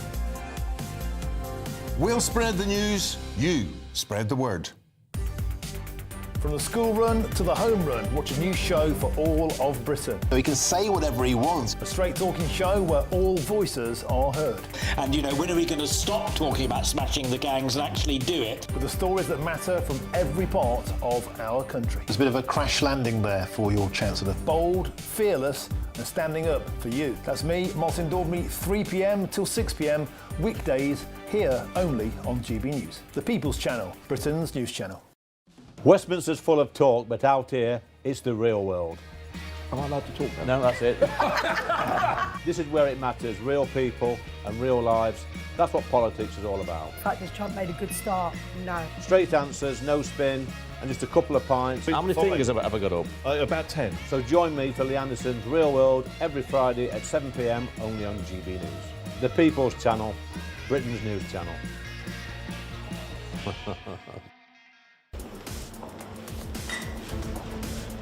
Hello. How are you?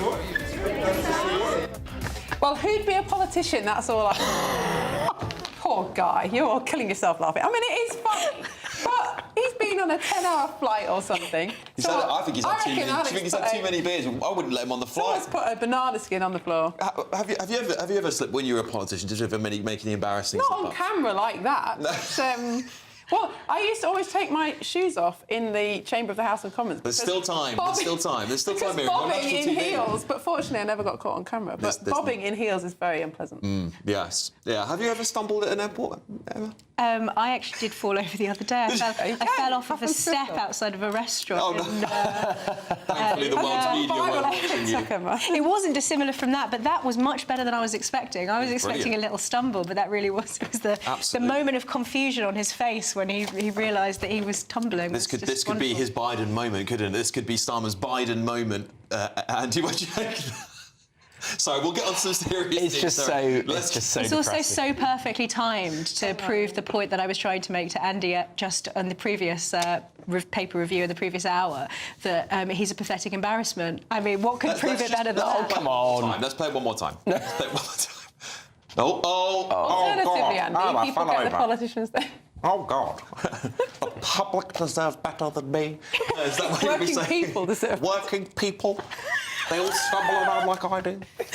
Should we on some real news, shall we? Should we get some real news? Let's do some real news. Yeah, let's talk about the Prime Minister, Andrew, because he was going to approve this Chinese embassy with the blessing of MI5. Look, I mean, the first thing I'd say is that, of course, like, we're not privy to the information. Don't make me laugh. We're not privy to the information that MI5 have. So if MI5 are recommending it and saying it's safe, they probably know a bit more than Dominic Cummings does, even though Dominic Cummings thinks that he knows more than everybody else, which I think the COVID inquiry, by the way, proved is completely wrong.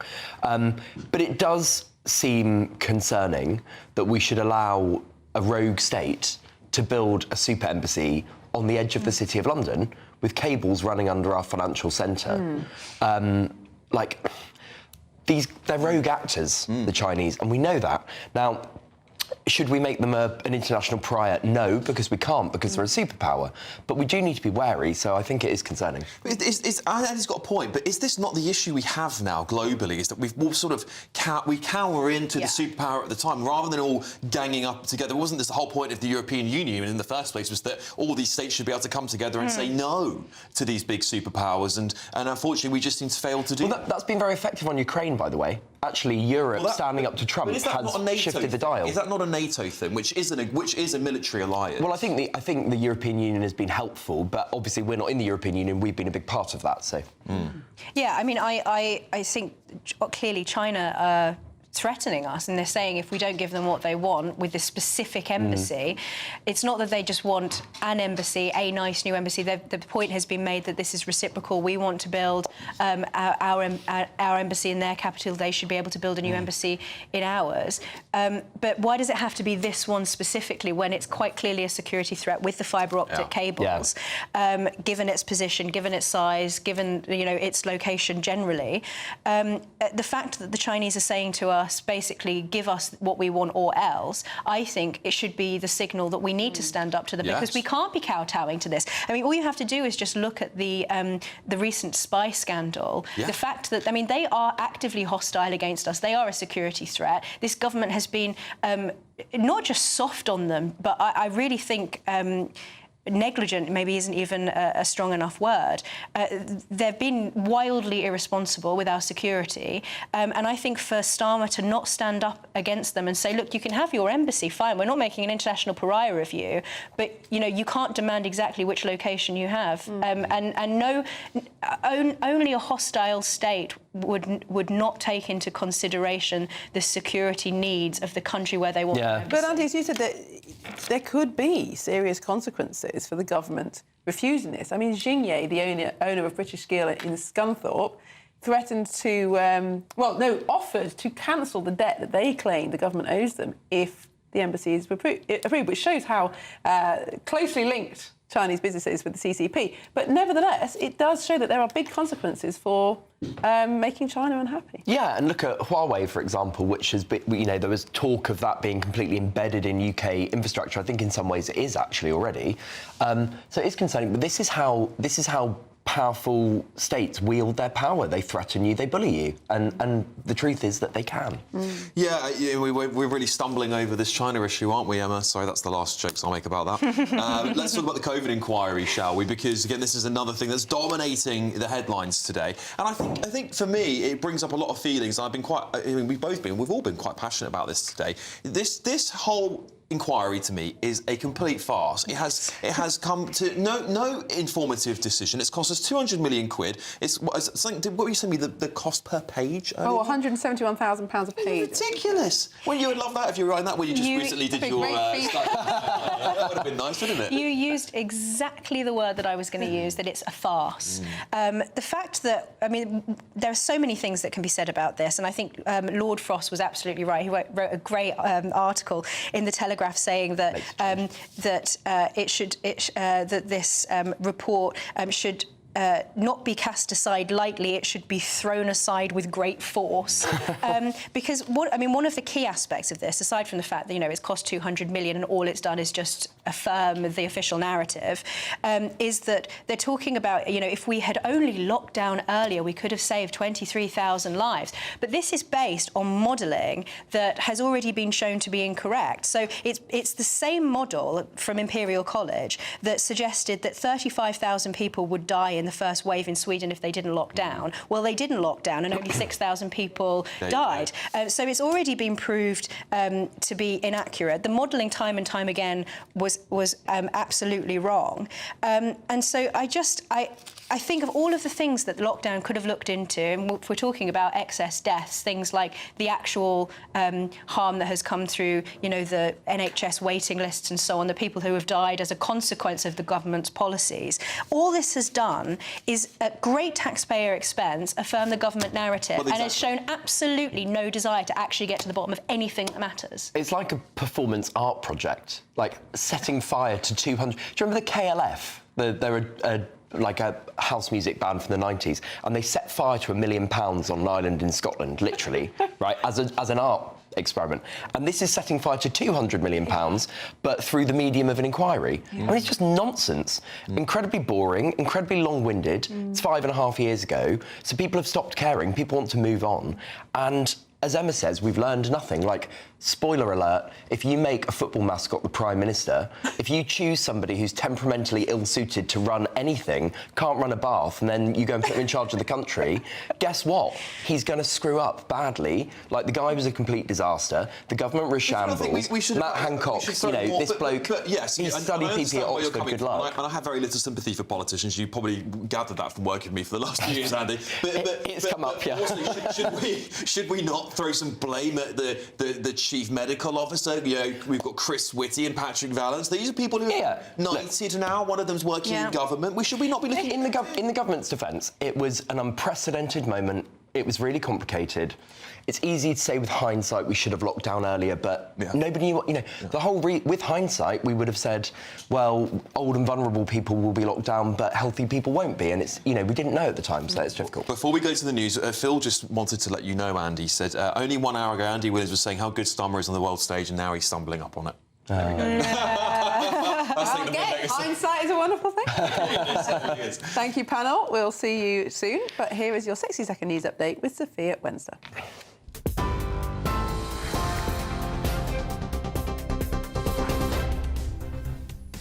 Your top story is at 11:32.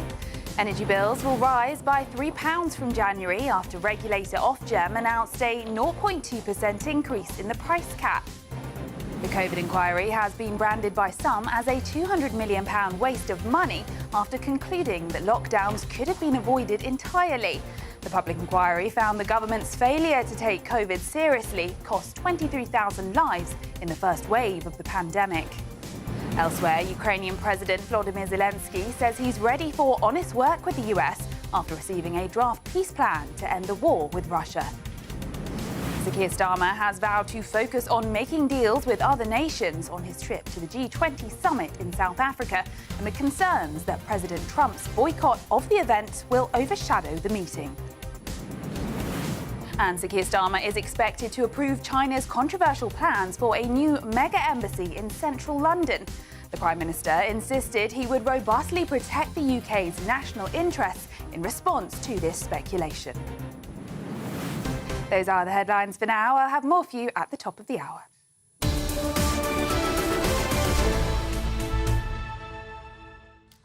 Well, up at noon, good afternoon, Britain, with Tom. That's your... Right, yeah, it's good afternoon, Scotland today. Scotland with Tom and Dawn. Tom and Dawn. That's my Leo Curse impression. Oh, yeah. Right. Tom and Dawn. Sorry, it's got a bit haywire. I didn't want... Keir Starmer's had a trip on World Stage and I've completely lost the plot. Look, come on, I think you're being a bit mean to Keir Starmer. Yes. After 42 flights in 17 months, it's going to be a little bit jet-lagged. But he loves a trip. little bit. He loves a trip. He's everywhere. Oh, he does like love a trip. Oh, See what you did there. Any case, I'm going to make like Rachel Reeves, and Tom is going to very kindly mansplain the whole show. Have you seen this? Rachel Reeves has been complaining that people have been mansplaining her job to her. This on the same day we learned that she's accidentally borrowed £10 billion more than she thought she had. Now, I would gently suggest that perhaps when people start to say, Chancellor, are you sure you know what you're doing? Maybe that's not a sexist thing. Maybe that's a competence Especially if they're coming from other women as well. Which often they are. Can women mansplain? I'm not sure. Technically. To another woman, I don't know. In today's world, anything's possible. Are we so past mansplaining? It's so very early 2010s, sort of peak, I don't know... Are you mansplaining at the moment? I just think we've... Surely, I mean, we're sort of 15 years beyond this sort of stuff, where men are not allowed to talk to women or are not allowed to look at women, or, I mean, all of this sort of cultural preclusion on how people can talk to one another. I think we've sort of moved beyond it. He's so fascinating, isn't he? I think, do you know what? I've got a really good idea. Why don't you get the whiteboard out and explain that we to have. Dawn? Oh, we have. Go on, mansplain the whiteboard. Well, the COVID inquiry isn't the most interesting thing in the world. And I think a lot of people are sick to death with relitigating the couple of years that we had during COVID that were pretty tough for everyone. So I've got a challenge, which is in 60 seconds, explain the switch in strategy that Dominic Cummings, who had a famous whiteboard in number 10, when they switched strategy on the 13th of March 2020. I'm going to try and recreate that whiteboard. He's so clever. Really? Fantastic. I enjoyed that. It's going to be a classic show in any case. It is. And will it involve stick figures? Of course it will. Yeah, fine. Well, I look forward to it. I always love when the whiteboard comes out. I think it makes my day. Makes my day. Well, all that and more up at midday. But up next, there are calls to make history compulsory for all children up to 16. And I'm going to launch my very own game show, The Past Masters, and it's going to be hosted by Alexander Armstrong nonetheless. This is Britain's Newsroom on GB News.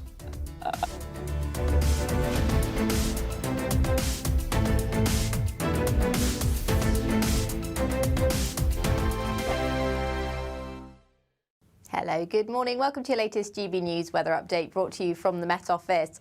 Another cold day, but generally plenty of fine weather, and the ice should start to thaw out as it's turning milder, wetter and windier into the weekend. We've still got the cold air across a lot of the UK, but the winds are turning much lighter, so that means that there will be less in the way of showers across eastern parts of the UK. So a much drier day for eastern areas, plenty of dry weather across Wales, southwest England as well, and it will slowly start to warm up throughout the afternoon, but it's still going to feel quite chilly out there with temperatures in the low single figures. Across the far northwest, though, see that milder, wetter and windier weather starting to move in. We could see some snow just at first when this rain moves in across the hills of Scotland, but nowhere near as much snow as we've seen lately, and much of it will be rain by the end of the afternoon. Temperatures still in the mid-single figures, so still feeling fairly cool, but it will start to warm up and we'll start to see that snow starting to melt as the evening goes on, as this much milder air moves in behind that rain. Further south, though, we're still in that cold air this evening, so it's still going to be a chilly evening tonight, but by tomorrow morning things will get milder. That's because ahead of this band of rain, the cloud will start to move in, so it will turn cloudier across much of England and Wales as the night goes on, and that will bring temperatures up as that milder air starts to arrive. A spell of quite wet weather, though, moving through the country overnight tonight. We could see some heavy bursts of rain on that, particularly across parts of Wales, parts of northern England as well. And behind it, clearer skies will allow temperatures to fall away. There'll be a bit of a breeze, a westerly breeze across parts of Northern Ireland, western southern Scotland to start the day on Saturday, but plenty of sunshine, and it will feel warmer than it has done lately. However, the rain pushes into parts of southeastern England, the southwest as well, seeing some heavy bursts, perhaps a few thunderstorms by tomorrow afternoon. But wherever you are, it will be milder by the end of the day. See you again later. Bye-bye. You want to know what's really going on in the corridors of power? Labour don't know what to do with you half the time, and that makes you quite lethal in the chamber. Get behind the headlines with Chopper's political podcast. Join me, Christopher Hope, as I sit down with the great and the good of British politics. We'll see where this ruling takes us. These are the stories shaping our nation. Chopper's political podcast, available now on all platforms. Listen in and stay ahead. Decisions made in Washington aren't just shaping America, they're shaping Britain too. From migration to global security, from crime to health. Whatever happens in the White House today will be felt in your town or city tomorrow. That's why The Late Show is live from Washington, D.C. Cutting through the politics to show you what it all means for Britain. The Late Show live every night at midnight. Only on GB News, Britain's news channel.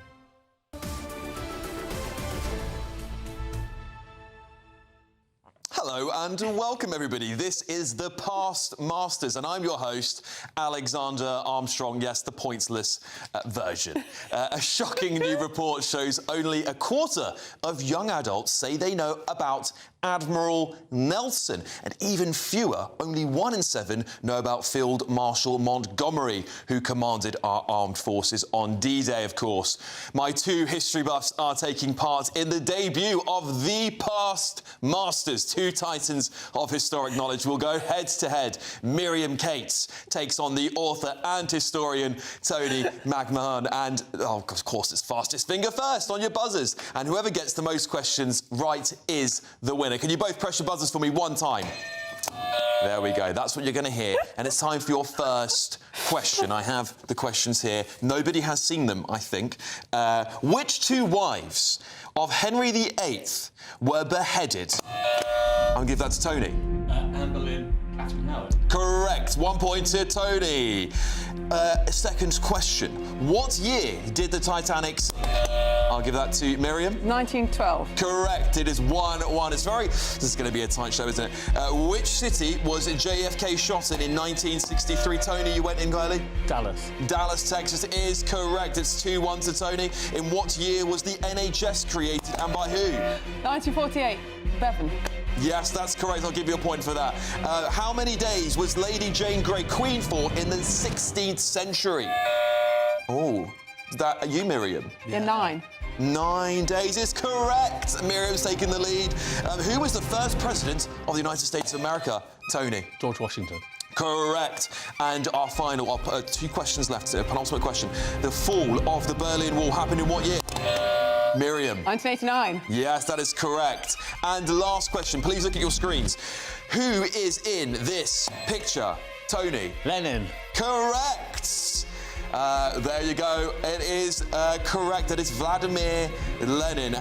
Someone in my please do the mathematics for me. Then we need it's a draw. It's Alex, a draw. What a you terrible have to now show. think of a question for a tiebreaker. Oh, I've got a quick. Someone think of a question for me.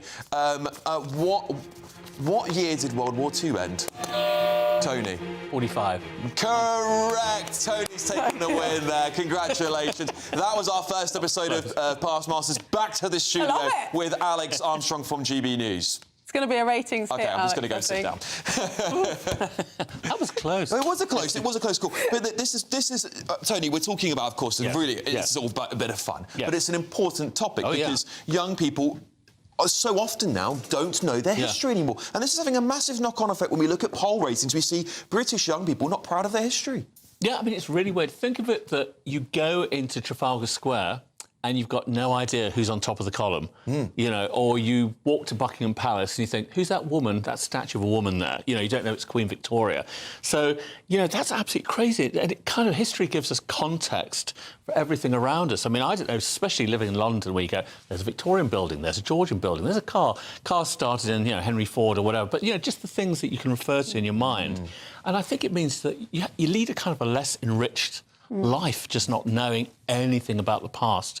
You know, as if everything that happened before you were born didn't happen. Indeed, yeah. And one of the things that I've always wondered is why young people now seem to know less history than my parents' generation. But actually, this report really nailed down why that is, which is in the past, history was compulsory till the age of 16. It was very much focused on British history. It was taught in a chronological way. It was quite didactic. You just had to learn facts. Whereas now you can give it up at 14. It's not taught in the same way, and it's certainly not chronological. I mean, something's gone wrong in our education system. Yeah, I mean, it all kind of started, well, I don't want to go into all the details, but 1988, they made a decision that you choose geography or history, and history was effectively kind of downgraded. And then there was this whole kind of obsession that if we're going to stay ahead of Singapore, we all need to study science, technology and engineering. And now we realise that actually kids need a very broad education, especially with AI, because AI is going to do all the mundane rubbish, you know, and we're going to have to be super brains. So you need that spread of thinking. I just don't think the government's kept up with this, you know. And history, knowing the past, you know, as even Churchill said, tells you what to do in the future. And with the way our world is going, you really need to know the past. You need to know it down to every detail. Well, this is important, isn't it? Because there's a lot of history in the past. I mean, even now, we're making history. Every second that goes by, there's something new to remember or to learn. What points do you think are most important for young people to be learning, and what should be compulsory for them? Well, I think, I mean, for a start, how can you not know about the Second World War? I mean, it's not compulsory anymore, is it? This is crazy to me. I didn't realise it's not a compulsory subject to teach for young people. Well, yeah, and, you know, and all the warnings just from the 20th century, you know, Stalin, Hitler, we mentioned Lenin, you know, all those things that people should know about, because young people may not know it, but there are politicians out there who do know it and even seeking to emulate, you know, some of the worst people in history. So I think it leaves young people with a lack of defence, you know, for some of the stuff that's coming down the line at them. They're not going to know because they've kind of got blinkers on. And I think that's really dangerous. And then, to be honest with you, there's just the enjoyment of history. You know, going and visiting castles and stately homes, and, you know, when they go past a ruined abbey, what do they think? Oh, that fell over. You know, I mean, where's the context? They just don't. Or even the names of their pubs. You know, why is that pub called the Royal Oak? You know, why is that pub called the Marquis of Granby? They'll never know because they don't know any history. So true. Do you think there is a resurgence in interest, though? Because, I mean, I've always been interested in history. I've got to admit, I was the 7-year-old taking history books out of the library. I can't believe I've admitted that live on air. But I am now an absolute addict of the Rest is History podcast with Tom Holland and Dominic Sandberg. But it has millions of listeners, and many of them are under 40. I just wonder if there's a sort of renewed interest in where our history's come from. I think there's a real contradiction, because I think people are interested in history. There's been so many good, you know, history programmes, history podcasts and so on. At the same time, history being denigrated in the schools. So there's some kind of mismatch going on here. So I think if we got history back into the schools, actually young people would be really into it, you know, because there are such great stories. I mean, you know, you nearly got me on Henry VIII there. Who isn't interested in Henry VIII? For God's sakes, once you know about him, you know, for all the wrong reasons. But I remember when I was a teenager and I first got taught about the Tudors, you know, as a young chap, I thought, there's loads of violence, scandals here. Brilliant. You know? I mean, well, you know, and it fires up your imagination. But I mean, we'll have to leave it there, Tony. But one thing that stood out to me was this trend that happened about a year ago, where on TikTok and other social media platforms, girlfriends were asking their boyfriends, how often do you think about the Roman Empire? And this was a massive trend, and I think about the Roman Empire daily. It's incredible. It's a true thing. And all of my friends think the same way. Anyway, Tony, thank you so much for coming in. Pleasure. Thank you for taking part in Past Masters as well. Thank you so much. It's one and only, I suspect, time it's ever had. But there we go. Collect your prize on the way out.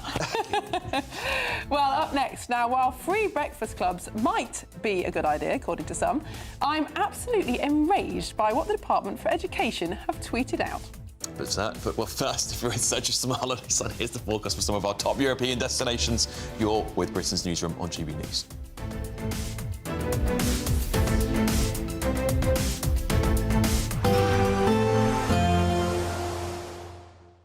You're looking happy. Well, the forecast looks good. So you've sorted the travel insurance then? All Clear Travel Insurance sponsors GB News Travel Destinations Forecast.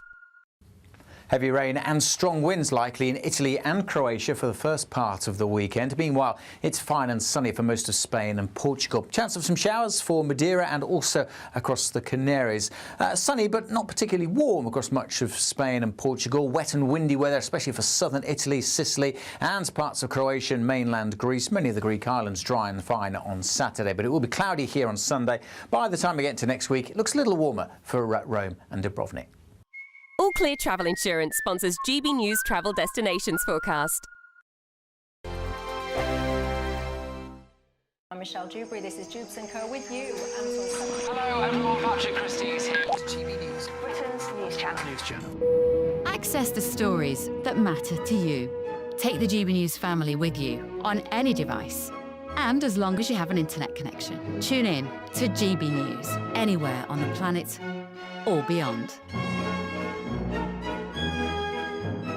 GB News, the People's Channel, Britain's news channel. No matter the state it's in, this is our nation. Join me, Jacob Rees-Mogg, for a genuine, honest discussion on where we have been, where we are going, and where we are with the people who set the direction. Tune in to State of the Nation every Monday to Thursday, 8 to 9 o'clock. Only on GB News. Bold. They are under no illusion. Ray, are you a human trafficker? Boundless. I've had enough of the nonsense, and I'm not afraid to say it. Don't get this on the BBC. Every weeknight, I tear through the headlines. The smell of gasoline. Should we be worried about it? From Westminster madness to cultural war chaos. What I'm going to do now is they are throwing things out the car as we speak. Get ready, Britain. Here we go. Patrick Christie tonight, weeknights from 9 p.m. only on GB News, Britain's news channel. At GB News, we love to hear from you, our loyal community. So drop us a line at gbnews.com/yoursay. There you can talk to each other and also to the presenters live on air. gbnews.com/yoursay, because GB News is your channel, Britain's news channel. Hi, I'm Michelle Dewberry, and my show is your opportunity to cut through all the noise and dive in headfirst to some robust debates. Ideas clash. Situation, no, isn't it? No, Because the failure is you're deliberately avoiding my point. Nothing's held back, And if you think this is the end of it, wait for more. and we do not shy away from the difficult stuff. Sometimes I want to shake people and say, if only you understood. So join me on Jubes & Co weeknights at 6 p.m. only on GB News, Britain's news channel. Join me, Nana Akweer, for an informative, interactive news programme with a difference. It's fun. No, he didn't say that, Dave. I'm so surprised. I think there's an element of truth to that. Join me from 3 p.m. every weekend, only on GB News, Britain's news channel. Mornings don't have to be tiresome, especially if you have the right company. Wake up to news as it happens, opinion and debate, and of course, a little bit of entertainment too. Because when the kettle's on, we're on. That's Breakfast on GB News, a show worth waking up for. Every morning from 6 a.m. Only on the People's Channel, Britain's news channel. We'll spread the news, you spread the word.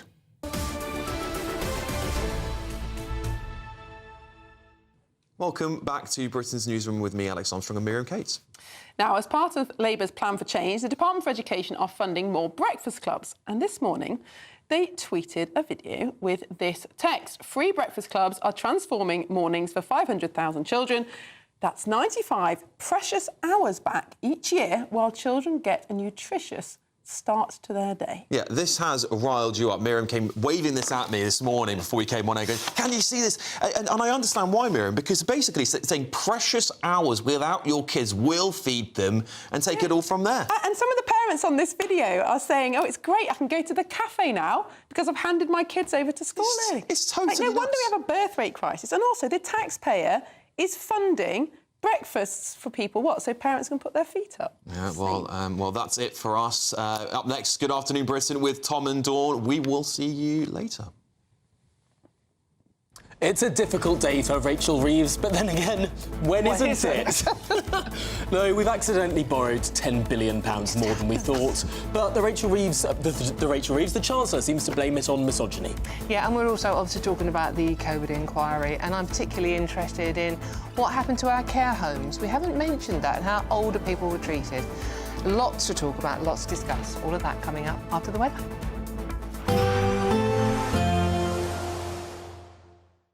Expect warm spells with the odd rude interruption.